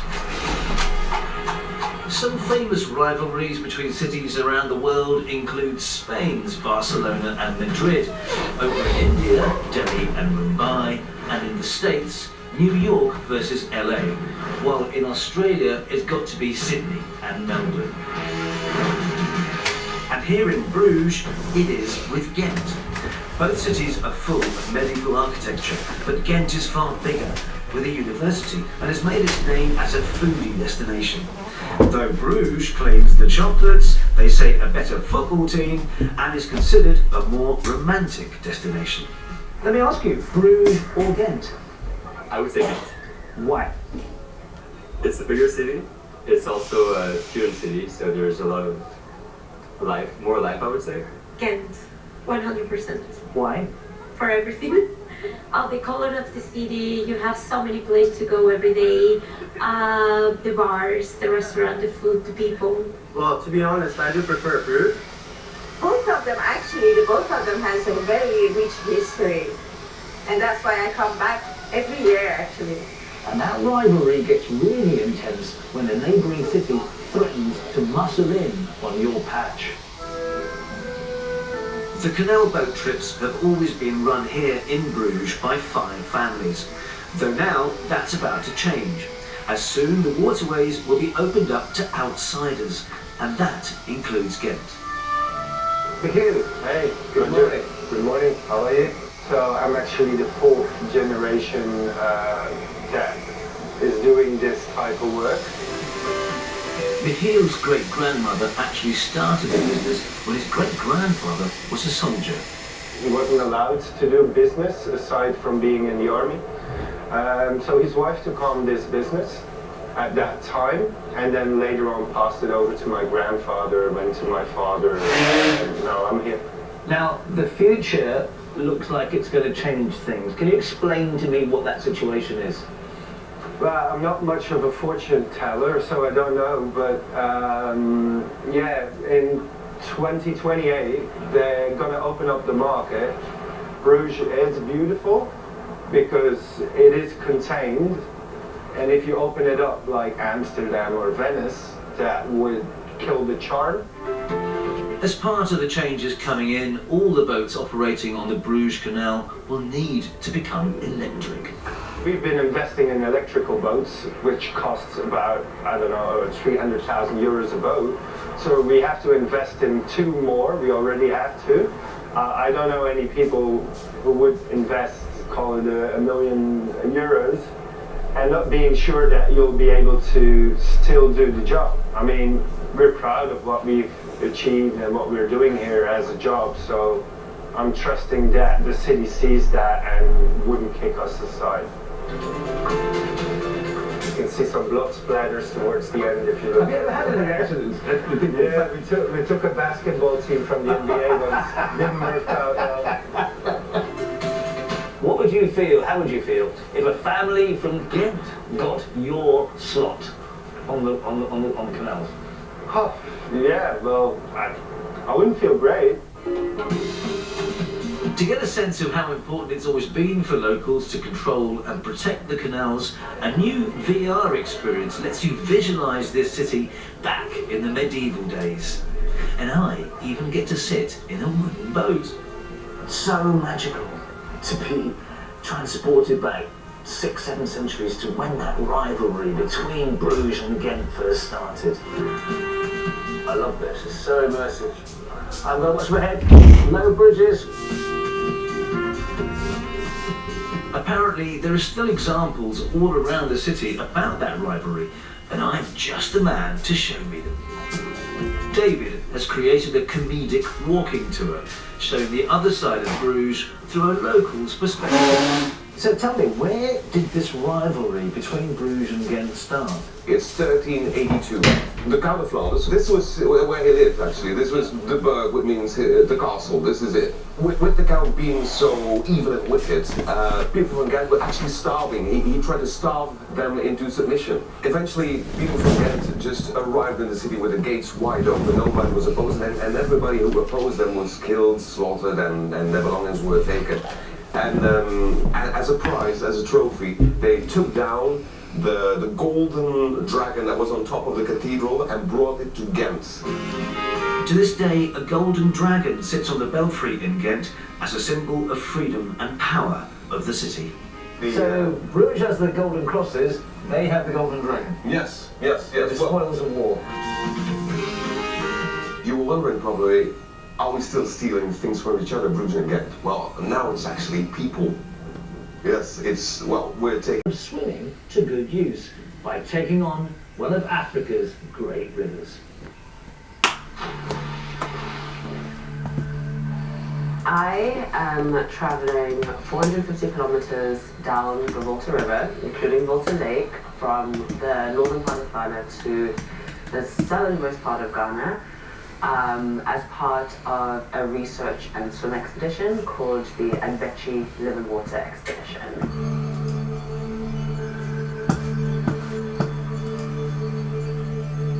What we're doing is collecting water and air samples to look at the quality of water along this stretch of the country, specifically looking for microfibers from textiles.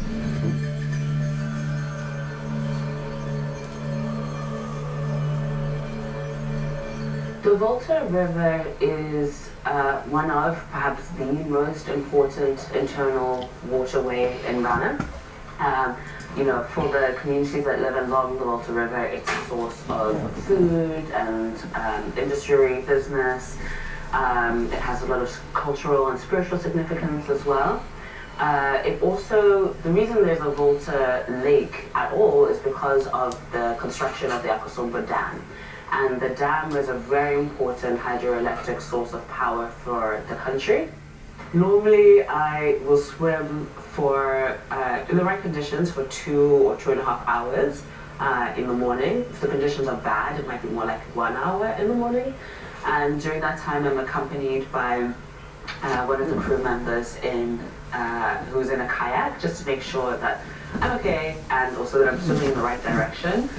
When you're swimming, it's really hard to overstate how little you can see. You really can only see the water splashing, flashes of the sky, flashes of blue, flashes of green.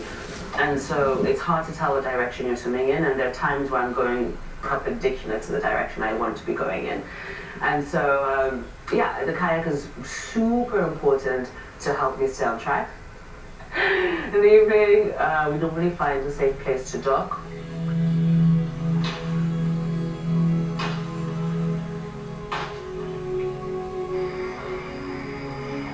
Good evening from the Anbechi Live in Water Expedition. Today is day 29. I'm laughing because it's still really hard for me to know the days. Yeah, it's day 29. We have almost reached Akosombo, which is quite something to think about. I remember when it was day 0 and the expedition seemed like it would take forever, which it has.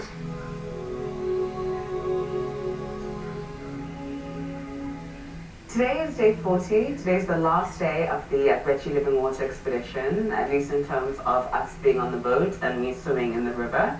And I have just 18 kilometers left to go to reach the estuary where the Volta River joins the Gulf of Guinea. Oh, perhaps when we're getting Yeah, close there. this one. Sorry, this is the one I was talking about. Okay, so we're here and we're trying to aim for the point where we almost hit the ocean. And so if I measure the remaining distance left, we have between 15 and 16 kilometers, or 70 kilometers maximum. So she's going to swim the first 12 and then do the final for the next 2 hours, and then do the final 5 with after an hour's break. I experience a number of different feelings and emotions when I'm swimming and afterwards too. I mean, obviously I feel tired. I feel tired all the time and my muscles are aching, but I also do experience a lot of joy. I mean, there's really breathtaking sights that you're able to see that are even better than if you were in a kayak or in a boat. Because you're right there in the water, and you feel so much closer. I also even in a way like it when the water is rough, because I don't feel afraid. I'm just able to feel the energy of the water, and it's an extremely energetic time. So I really enjoyed that.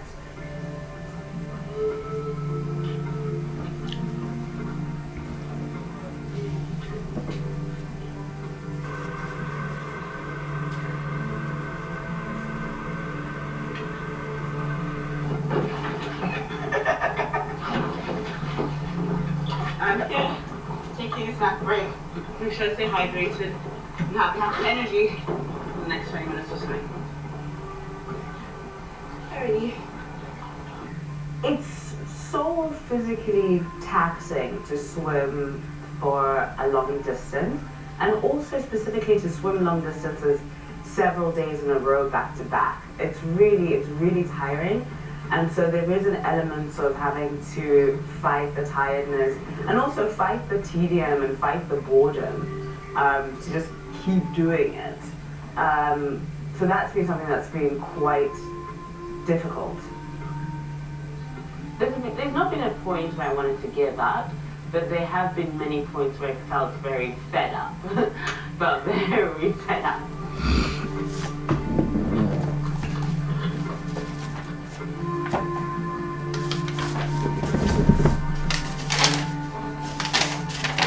Finished my morning swim for 20 minutes, and yeah, I'm feeling really tired today, surprisingly actually.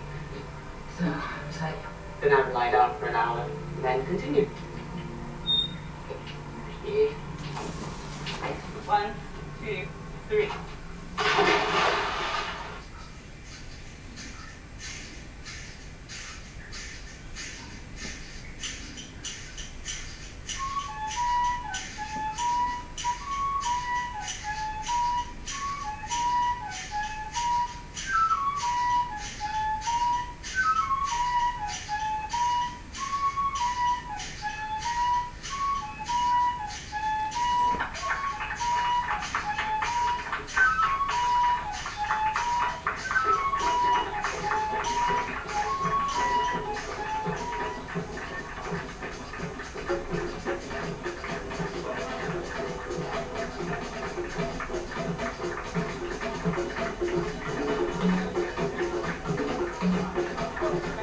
I finished the expedition, I finished the swim. I can't believe how long the last part was. I'm very extremely tired, but very satisfied. It was very great to see the estuary, and I was just saying that I felt very encouraged when I could taste the salt in the water. Up until then I was like about to cry, and then I tasted the salt and I was like, alright, we're about to finish, so that's good.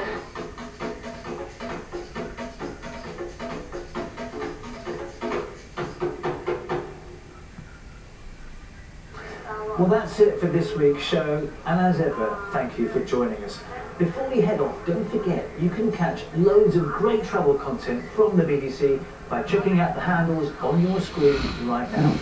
We'll be back on the road very soon, but until then, from me, Rajan Datta, and the rest of the Travel Show team here in Bruges, it's goodbye.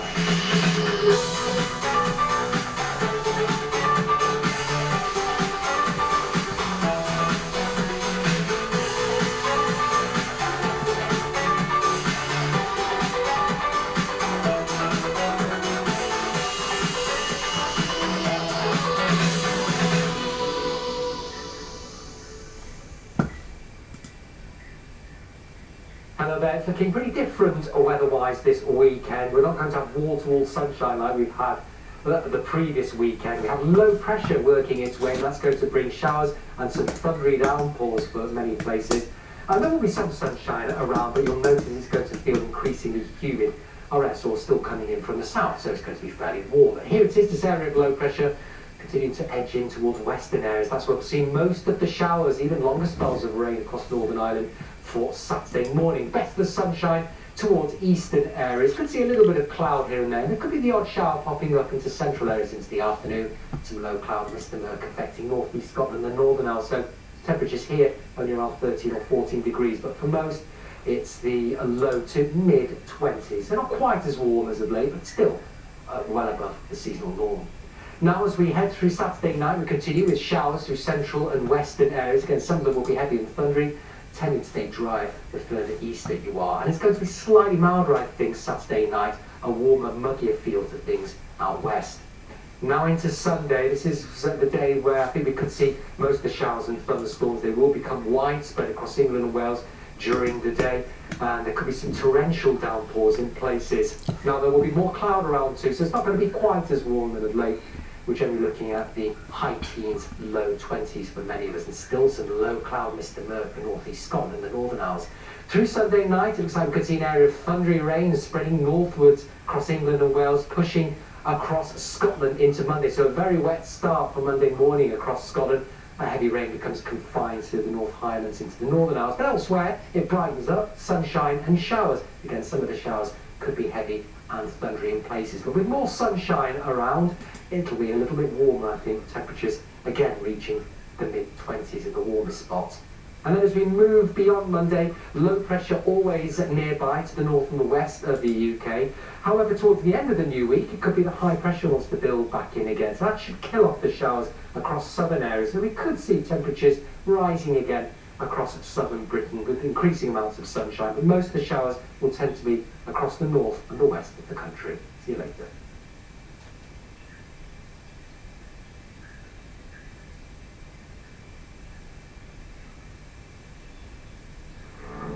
We lift everything. Behind every headline, there is a human story. This is Our World,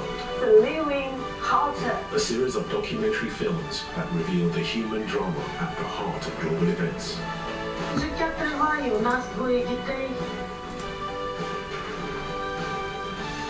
Our World. Watch on BBC iPlayer. I want to talk to you about the politics of this. Did she not think she was going to get that question? It's important to remember that this is a negotiation. It's a good photo of. I have an opportunity to create chaos. There is always an email. We are so insignificant in this cosmos. Do you want some facts on baguettes? I'm just feeding you the stories. Maybe this is the context. The Context. Weeknights from 8 PM on BBC News and iPlayer. Are you a raver? Do I look like a raver? I've got bass in a backpack. This is amazing. Dancing for like 4 or 5 hours of a gig, you can generate about 800 kilowatt hours of thermal energy. So that's a lot of energy. Right, shall we have a bit of taste then? That's my favourite. We're really talking to the plants, and they're telling us how happy they are. They can fly, but they can also float on water. The bots kick off with some swift striking. Oh my god, that came back quick. It's all about augmented reality. Useful, useful. I scroll through the options with my finger here. Solar system, let's give that one a go. Totally and utterly immersed in another world there. We've got to consider all of these things if we're going to avoid an apocalyptic fate. So also excited. The police have found us. I can't believe I'm now wanting to run away from the police. Thanks for watching. Bye. Click, tonight at 8:30 on BBC News and iPlayer.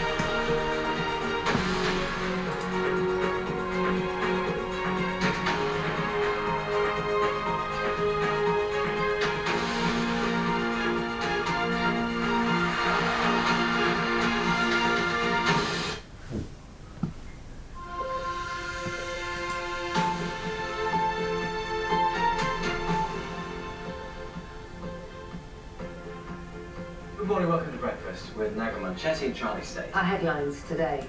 Up to 500 people are still missing from a migrant boat which sank off the coast of Greece 4 days ago. These pictures show the crowded vessel just hours before the tragedy. A man will appear in court today charged with the murder of 3 people who were stabbed in Nottingham.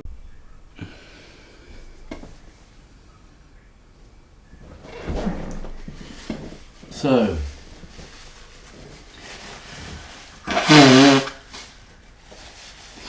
breakfast, The Breakfast, part 3.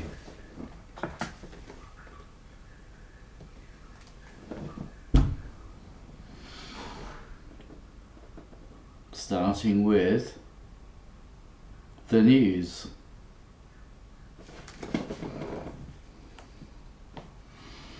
A quick run through overnight emails.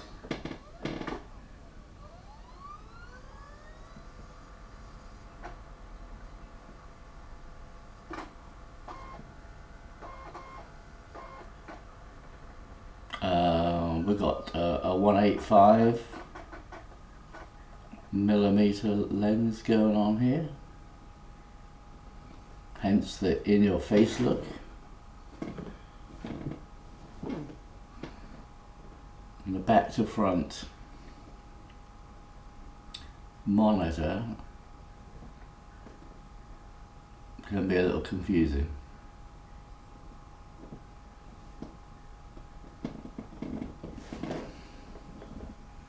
Like so.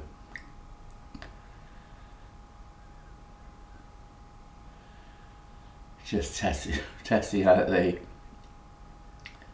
focus peaking. I am peaking. Right, get that TV on quickly.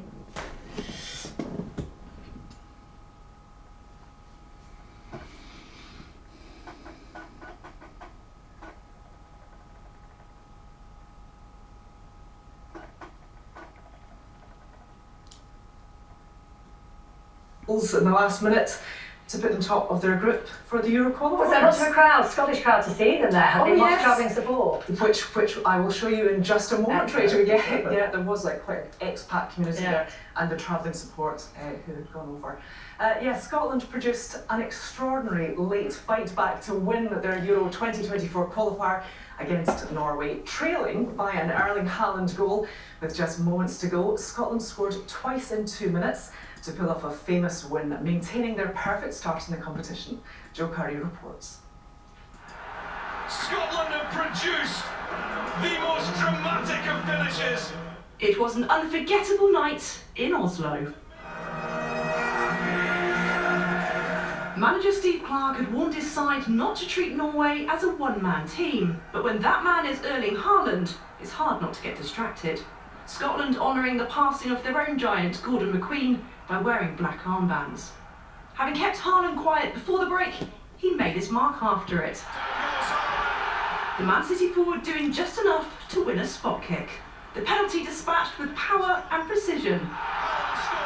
The fans relishing a rare chance to watch their hero on home soil.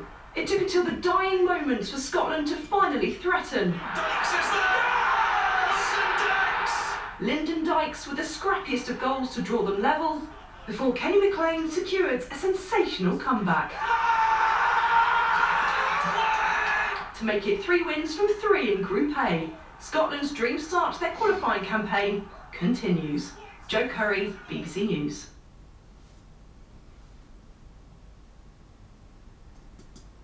An unusually animated manager, Steve Clarke. Well, afterwards, one of the goal scorers, Lyndon Dykes, and Clarke reacted to the shock result. Listen, sometimes when it's your moment, you just got to ride the wave, so we're in a good moment. The boys believe in themselves, kept going. Obviously disappointed to go 1 behind, but I thought the reaction to that was good. I was reasonably pleased with what we did before that. And the lads have managed to dig themselves a tight corner and we stay top of the group, which is nice. Oh, I'm over the moon. You know, that was a tough game, especially first half. You know, it was battling away there. Probably had the better of me the first half. Just, you know, balls coming up. It's so tough, but it shows the character that we've got. We've come back at the end like that. It was amazing feeling, but it's not over yet. Anything can happen in football. Everyone knows that. The first Ashes test is intriguingly poised after 2 absorbing days at Edgbaston. If England had the best of the first day, yesterday felt like the Australia fight back, but they didn't have it all their own way. They'll resume this morning on 311 for 5, still 82 runs behind England. Patrick Geary was watching. Saturday was about thrilling English moments and building Australian momentum. A test match in a fascinating balance. We're playing a long game, you know, test matches are 5 days long. We know this pitch stays pretty slow once it starts this slow. Yeah, hopefully it will deteriorate and we'll be in a good position. The day was set up perfectly for Stuart Broad to be bowling to David Warner. A roar that echoes back through the Ashes, the 15th time he's got him. A ball later, Marnus Labuschagne caught Johnny Bairstow, swept up in Broad's charge. Things brightened a little for Australia, so Ben Stokes decided to unsettle them. The target, the great Steve Smith. Wait a moment. What a moment. After lunch came the counterpunch. Usman Khawaja and Travis Head smashed 50s, partly at the expense of Moeen Ali, but he and his captain kept faith, took heart, and picked up head.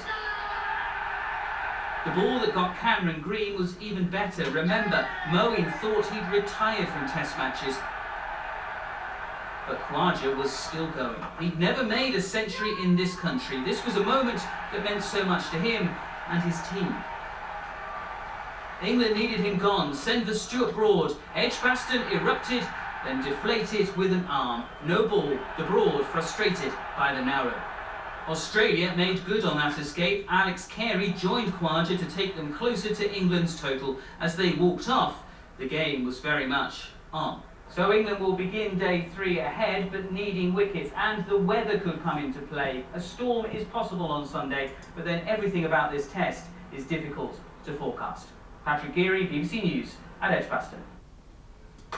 Rory McIlroy will head into the final round of the US Open in Los Angeles, just 1 shot off the lead, which is shared by Americans Rickie Fowler and Wyndham Clark. McIlroy, who won the last of his 4 major titles in 2014, shot a 1 under 69 to move to 9 under overall. McIlroy's first major triumph was also at the US Open, back in 2011 in Maryland. Felt like I played really smart, solid golf, hit a lot of fairways, hit a lot of greens, you know, sort of felt somewhat stress-free out there, if you can ever call golf at a US Open stress-free, but overall, yeah, pretty pleased with how today went, and you know, feel like I'm in a good spot heading into tomorrow. Max Verstappen starts tonight's Canadian Grand Prix from pole after coming out on top in a massive sports section going on here. The world champion timed his run to perfection in the final session, clocking the quickest time just before Oscar Piastri crashed his McLaren, suspending qualifying. The rain then worsened before the restart, which meant none of the drivers could improve their times, and that saw a big surprise with Nico Hülkenberg getting his Haas car onto the front row. Britain's Lewis Hamilton starts from 4th. Now, for the first time since 1977, there will be an all-British final at an event on the WTA Tour, with Katie Boulter playing Jodie Burrage in the Nottingham Open final later today. It's a first Tour final for British #1 Boulter. After beating compatriot Heather Watson in straight sets, Boulter is yet to drop a set so far in Nottingham, and she cruised through the first before mounting a comeback from 4-1 down to take the second 7-5. She is hopeful this could be a breakthrough moment in her career. Oh God, I hope so. I've worked so hard for this, me and my team especially, and I'm just going to keep plugging away, and even if it isn't my moment, that's fine. It's been a great week for me, and I'm just going to keep working hard. So, as we mentioned, Boulter's opponent in the final is fellow Brit Jodie Burrage. She also came through her semi in straight sets, giving us the first all-British WTA final since in just under half a century to look forward to later today. And for Burrage, it's against someone that she knows very well.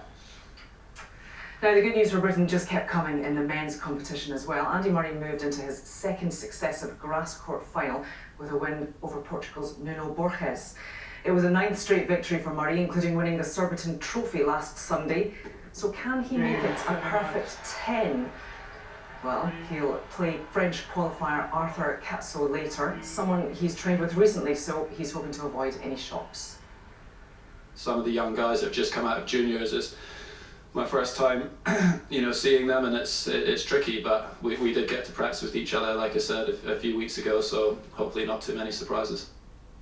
Nice to see Murray doing well again, isn't it? That's the sport. Especially as we're heading towards Wimbledon. Thank you. And just a reminder, you can follow the Ashes as well online, on 5 Sports Extra, if you want ball-by-ball commentary, highlights on BBC 2 as well every evening, so all kinds of ways to keep in touch with the action. Yeah, live updates on the BBC Sport website as well.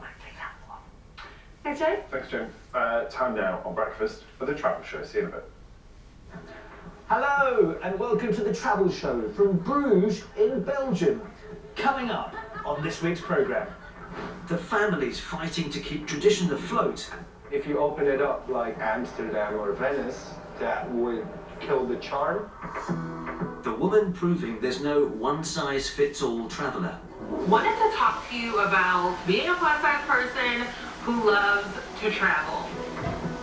And taking swimming to the extreme in West Africa. Obviously, I feel tired. Feel tired all the time. And my muscles are aching.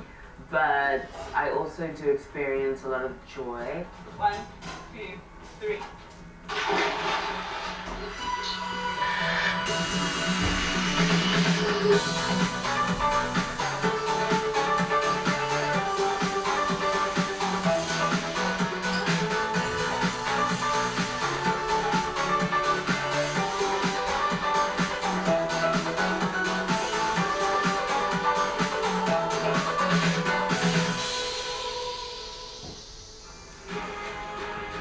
For centuries, cities have competed and feuded with each other, though nowadays it's more often to the benefit of visitors as rivals bid to offer more compelling attractions.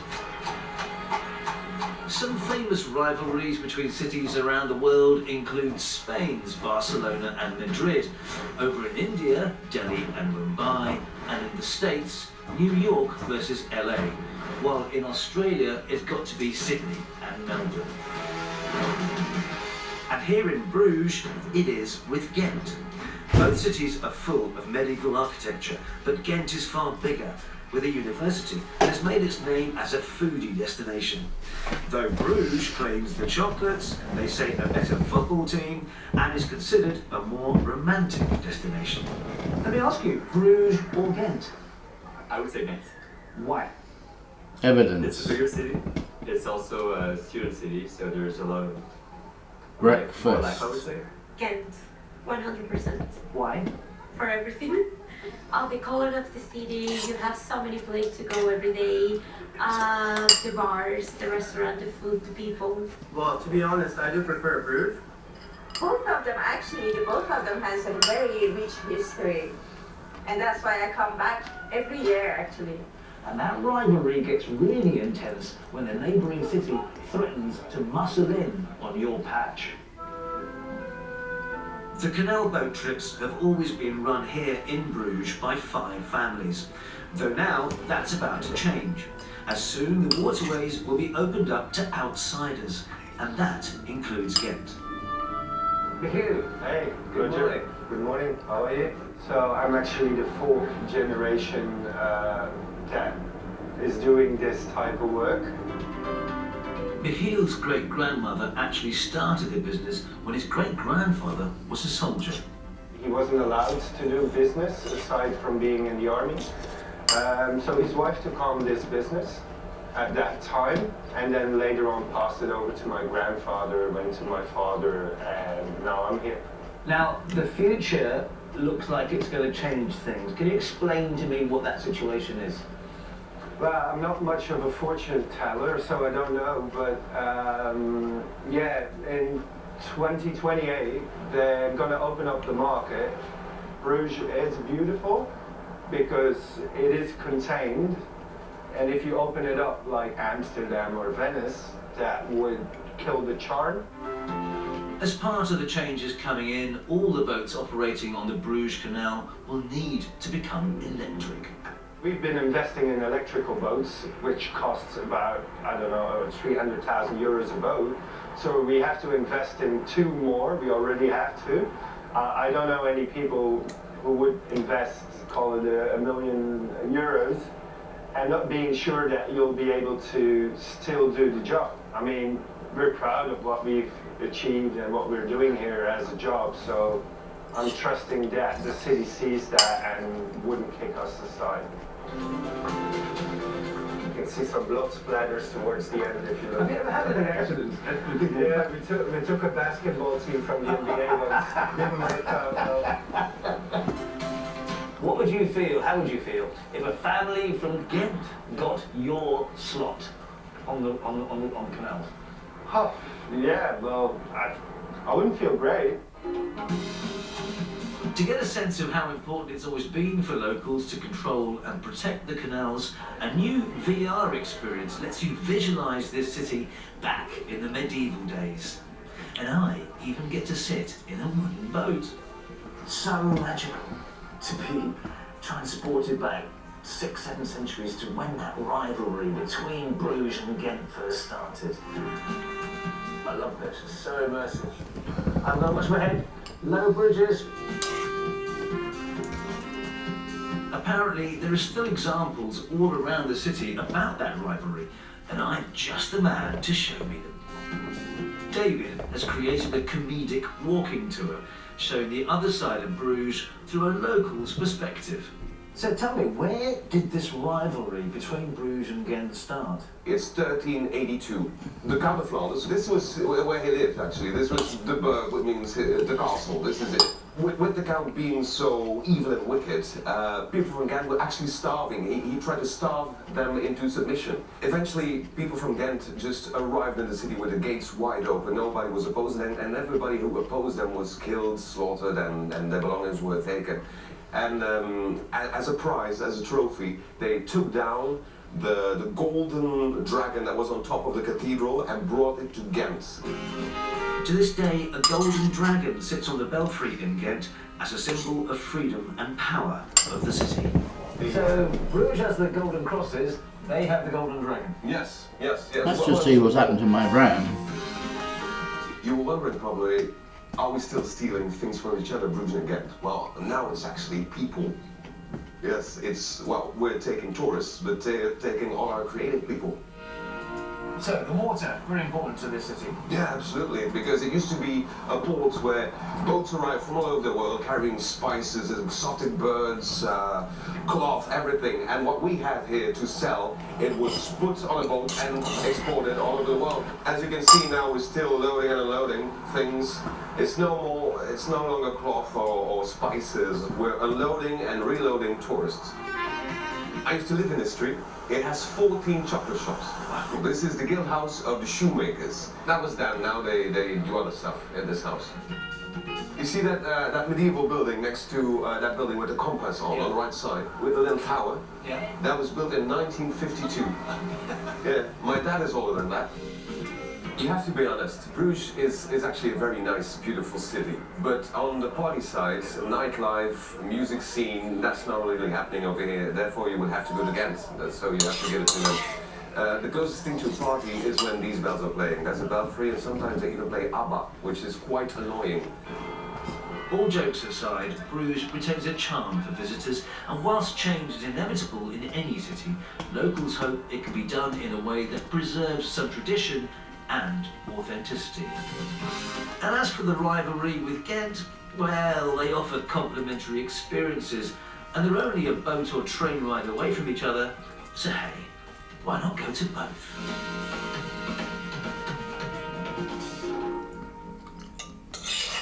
Now, if you're thinking about taking a trip to Belgium anytime soon, here are some Travel Show top tips for things to see and do. Well, the two things that Belgium is probably best known around the world for are beer and chocolates. You'll find over 300 breweries here, and Belgian chocolate is rated to be some of the best in the world. The secret to its success? Well, much of it is still handmade and uses the best quality cocoa beans, milled to a grain of only around 15 to 18 microns, which to you and me means it tastes a lot smoother. If you're looking for an equally smooth ride, then you definitely won't get it at the annual Regatta de Banois that takes place every August the 15th in the town of Dinan on the River Meuse. Started back in 1982, it takes place on the same day every year, with participants competing to create the most impressive bathtub-based craft. About 50 tubs compete every year, but there's no limit on how many people can ride in each of them. Up to 25,000 spectators pack the riverbanks to watch as waterborne chaos usually ensues. But if you can't wait till then, next month sees the appropriately named town of Boom play host to the Tomorrowland Dance Music Festival. Held over the last 2 weekends of July, the festival will see 600 DJs play their sets across 14 different stages. Tomorrowland is the brainchild of Belgian brothers Manu and Michiel Beers, and has been voted Best Musical Event of the Year 5 times in a row at the International Dance Music Awards. Well, there's plenty to come still on this week's show, and here is what's coming up. How to take on the world, whatever your size. There are going to be people with an opinion about your weight, no matter where you go. And a test of total endurance. It's really tiring, and so there is an element of having to fight the tiredness and also fight the tedium and fight the boredom. So don't go away.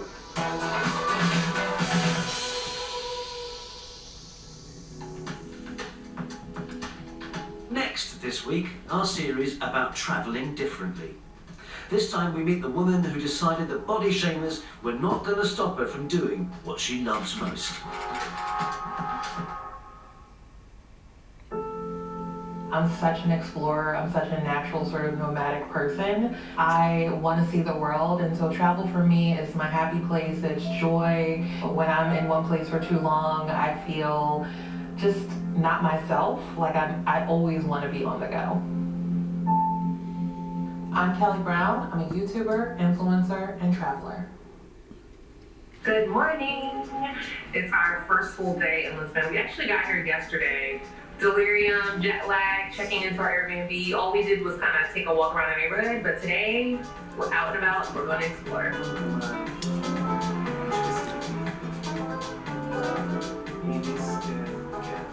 So as much as travel excites me, there are things that can be sort of intimidating. Being a plus size person, you never know what levels of fat phobia you might be exposed to. You know, different cultures I think are a little bit more outwardly fat phobic, but it's not something that would stop me from going where I want to be. Just a couple of girls on their way to Barcelona. We have a long flight and we're about to have a lot of fun. So come with us, come! When it comes to flights, you know, I think it's something that I didn't realize how many larger people were really afraid of until I would talk about traveling on my YouTube channel. Wanted to talk to you about traveling while fat, aka being a plus size person who loves to travel. And, you know, I would get comments like, you know, I'm so terrified, not because I'm afraid of the plane, but I'm afraid of like how people will receive me or my seatmate, or, you know, if I have to ask for a seatbelt extender. I've had someone roll their eyes one time, like I was walking past their seat and it like rolled their eyes like, are you sitting with me? And I wasn't. And I ended up being lucky and having like the whole road to myself, to which I was like laid out and they were like all crushed. I'm like, that's what you get. So I decided a long time ago to like let go of caring, or, you know, the flight attendant will like sort of pass it to you so discreetly, like, here, honey, here you go. And I'm like, thank you. Click. Just wandering down random alleys in strange lands. Whether you're in, you know, traveling in Europe or traveling in Asia, traveling in Africa, traveling throughout the US, in Australia, you know, I think there are going to be people with an opinion about your weight no matter where you go. And so how that informs the choices I make when it comes to travel is to not make that a thing. You know, first thing I care about is like, you know, safety and, you know, what's happening globally, like are they in crisis, are they in war? Like these are the things you think about when you're traveling, because if you worry about how every single person in any given country or city is going to receive your largeness, you wouldn't go anywhere. I could go down the street to the grocery store and someone can have an opinion about me. You know, it's not going to prevent me from walking around the city in which I live, and so it can't prevent me from exploring the world. And there you have it, ladies and gentlemen, your dance break.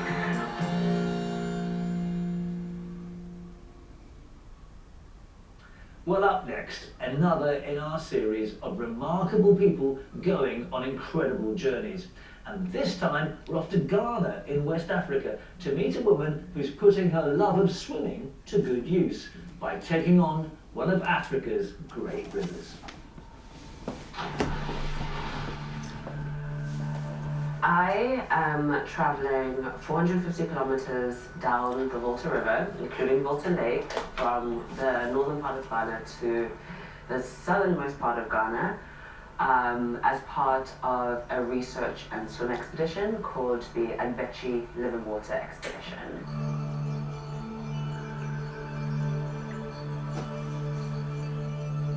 What we're doing is collecting water and air samples to look at the quality of water along this stretch of the country, specifically looking for microfibers from textiles.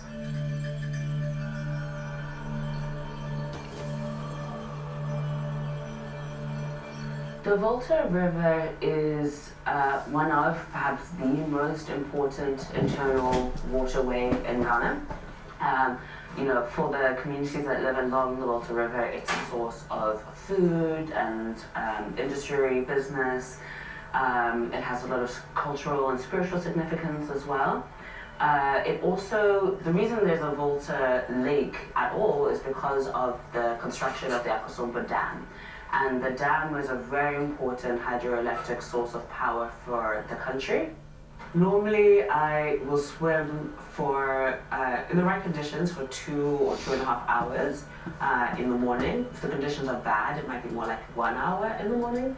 And during that time, I'm accompanied by one of the crew members who's in a kayak, just to make sure that I'm okay and also that I'm swimming in the right direction. When you're swimming, it's really hard to overstate how little you can see. You really can only see the water splashing, flashes of the sky, flashes of blue, flashes of green. And so it's hard to tell what direction you're swimming in, and there are times where I'm going perpendicular to the direction I want to be going in. And so, yeah, the kayak is super important to help me stay on track. In the evening, we normally find a safe place to dock.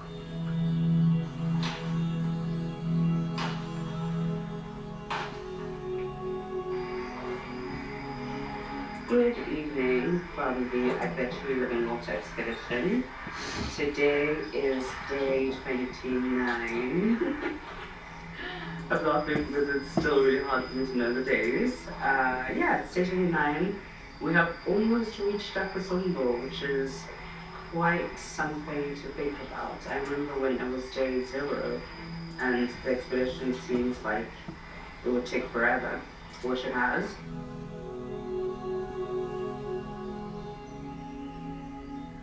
Today is day 40. Today's the last day of the Akwechi Living Water expedition, at least in terms of us being on the boat and me swimming in the river.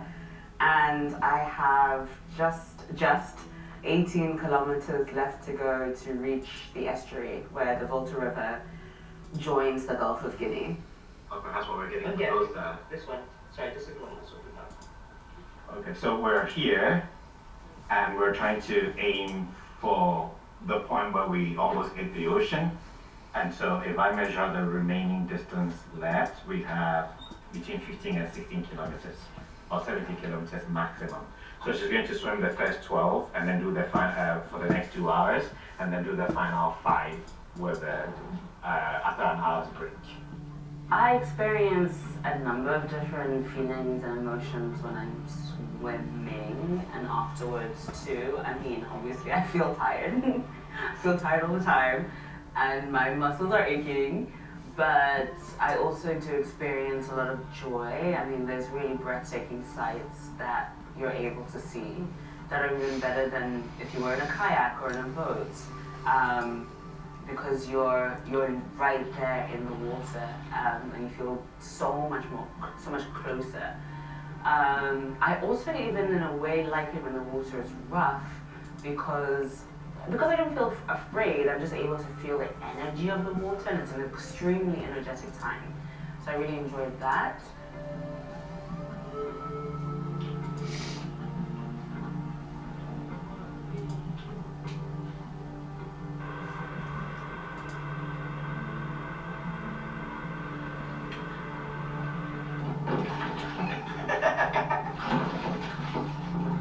I'm here taking a snack break.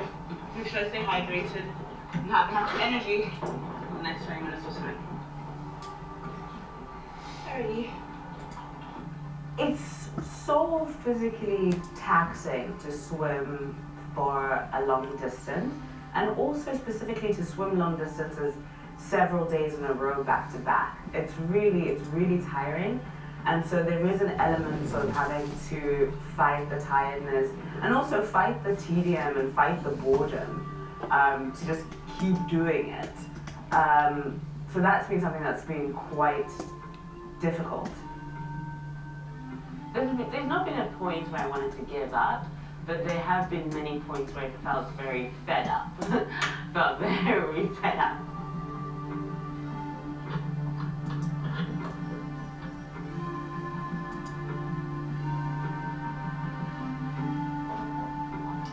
Just finished my morning swim, about 2 hours and 20 minutes, and yeah, I'm feeling really tired today, surprisingly actually. So, then I would lie down for an hour and then continue. Okay. 1, 2, 3.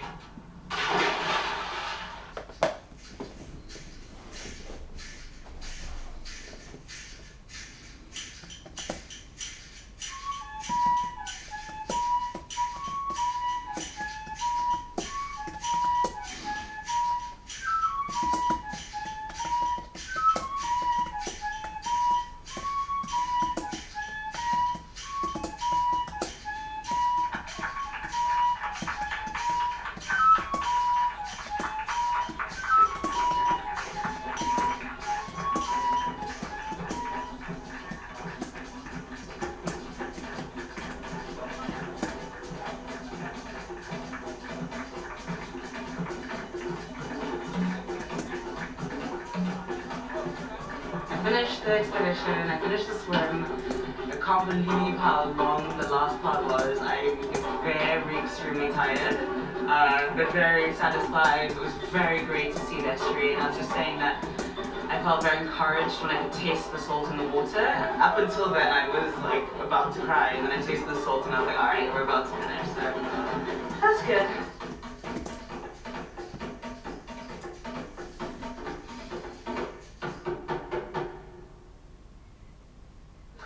Well, that's it for this week's show, and as ever, thank you for joining us.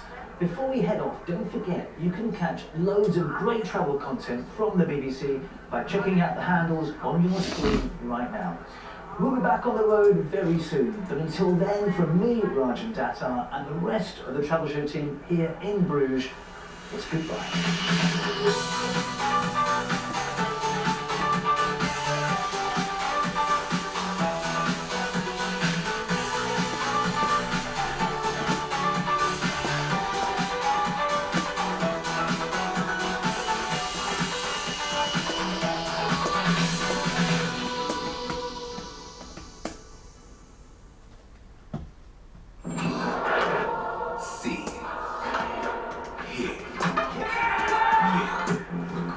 Rivalry in cricket.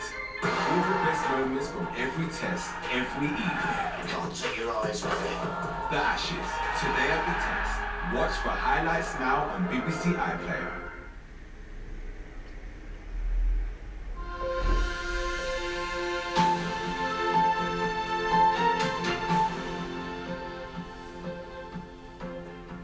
Good morning, welcome to Breakfast with Rachel Burton and Ben Thompson. Our headlines today. Footage emerges of Conservative Party staff dancing and drinking at their London headquarters during the COVID lockdown in late 2020.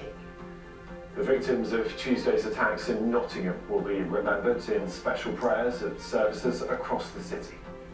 The prospect of more strikes at schools in England. The National Education Union announces 2 more days of action at the beginning of July. Good morning. An incredible last-minute victory for Scotland. 2 late goals gives them a shock win against Erling Haaland's Norway in their Euro qualifier. Why visitors to some attractions are being encouraged to put away their phones and enjoy the moment. And talking thunderstorms, some of you had a pretty disturbing night last night. Lightning, thunder across parts of the UK, and there are more severe storms to come through today. I'll have your full forecast details here on Breakfast. Thank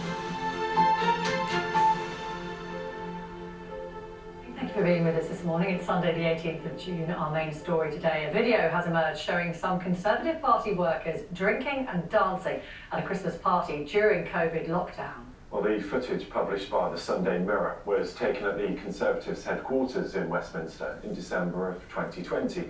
That was when London was in Tier 2 restrictions. Our political correspondent, Ian Watson, has more.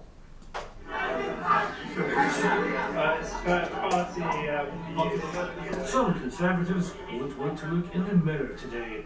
This is video footage of a gathering inside Conservative HQ in December 2020, when government restrictions said that only members of the same household and their support bubbles were allowed to socialise indoors.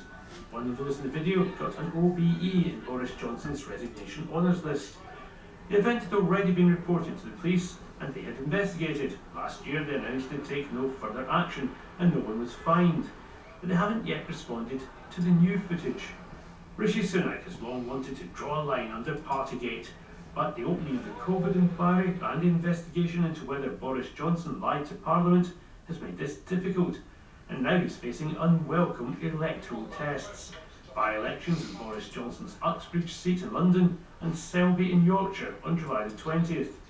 Nadine Dorries has said she'll resign her Mid-Bedfordshire seat, and last night David Warburton, the MP for Somerton and Frome in the West Country, said he was resigning with immediate effect. He was suspended from the Conservative Party last year when he was accused of taking drugs and making unwanted advances towards 2 women. He denies the allegations of harassment and has claimed a parliamentary investigation into his conduct was flawed and slow-moving. It's likely the Prime Minister will want the resulting by-election to take place swiftly. Ian Watson, BBC News. Well, our political correspondent Helen Catt joins us now from our London newsroom. Helen, no matter how hard he tries, can't get away from Partygate. More headaches for Rishi Sunak this weekend.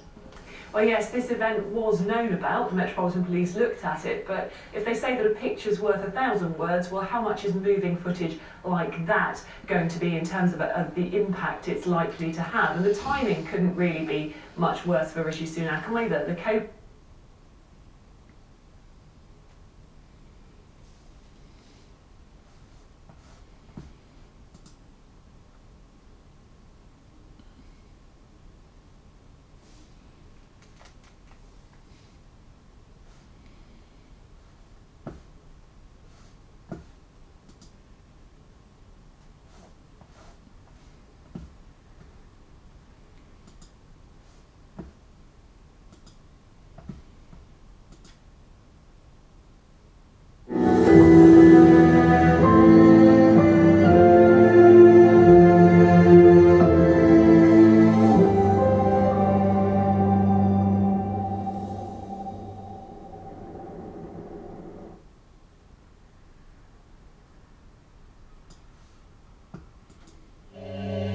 This is a poppy field. Once cut, the pod of the plant secretes a miraculous milky fluid called latex. Base opium used by man as a balm for more than 5 millennia. Opium relieves pain and appeases the mind, and that should have been the end of it. But this drug would play a part in some of mankind's greatest upheavals: imperialism, colonization, the Cold War, and more recently globalization. Without the backing of states, drug trafficking would never have existed. In 1951, at the height of the Indochina War, the French Secret Service was deployed to organize the counterattack against the Viet Minh guerrillas, but it was seriously short of money. They contacted a tribe in the hills of Laos, the Hmong, and bought their entire poppy crop, which they transported to a military base in Saigon. There, French agents sold opium to Chinese Vietnamese gangs and to the Corsican mafia, who turned it into heroin and dispatched it to the United States. It was one of those bizarrely clear instances of a modern Western intelligence apparatus actually operating a drug trade.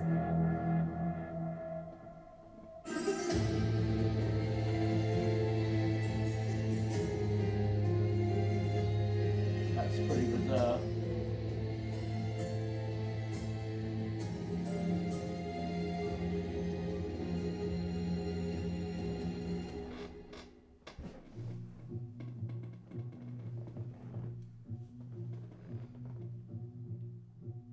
In 1971, Richard Nixon launched the war on drugs. Across the United States, the same scenes were repeated: drug busts, mass arrests, and prison sentences. Ex-soldiers back from Vietnam were systematically tested and weaned off.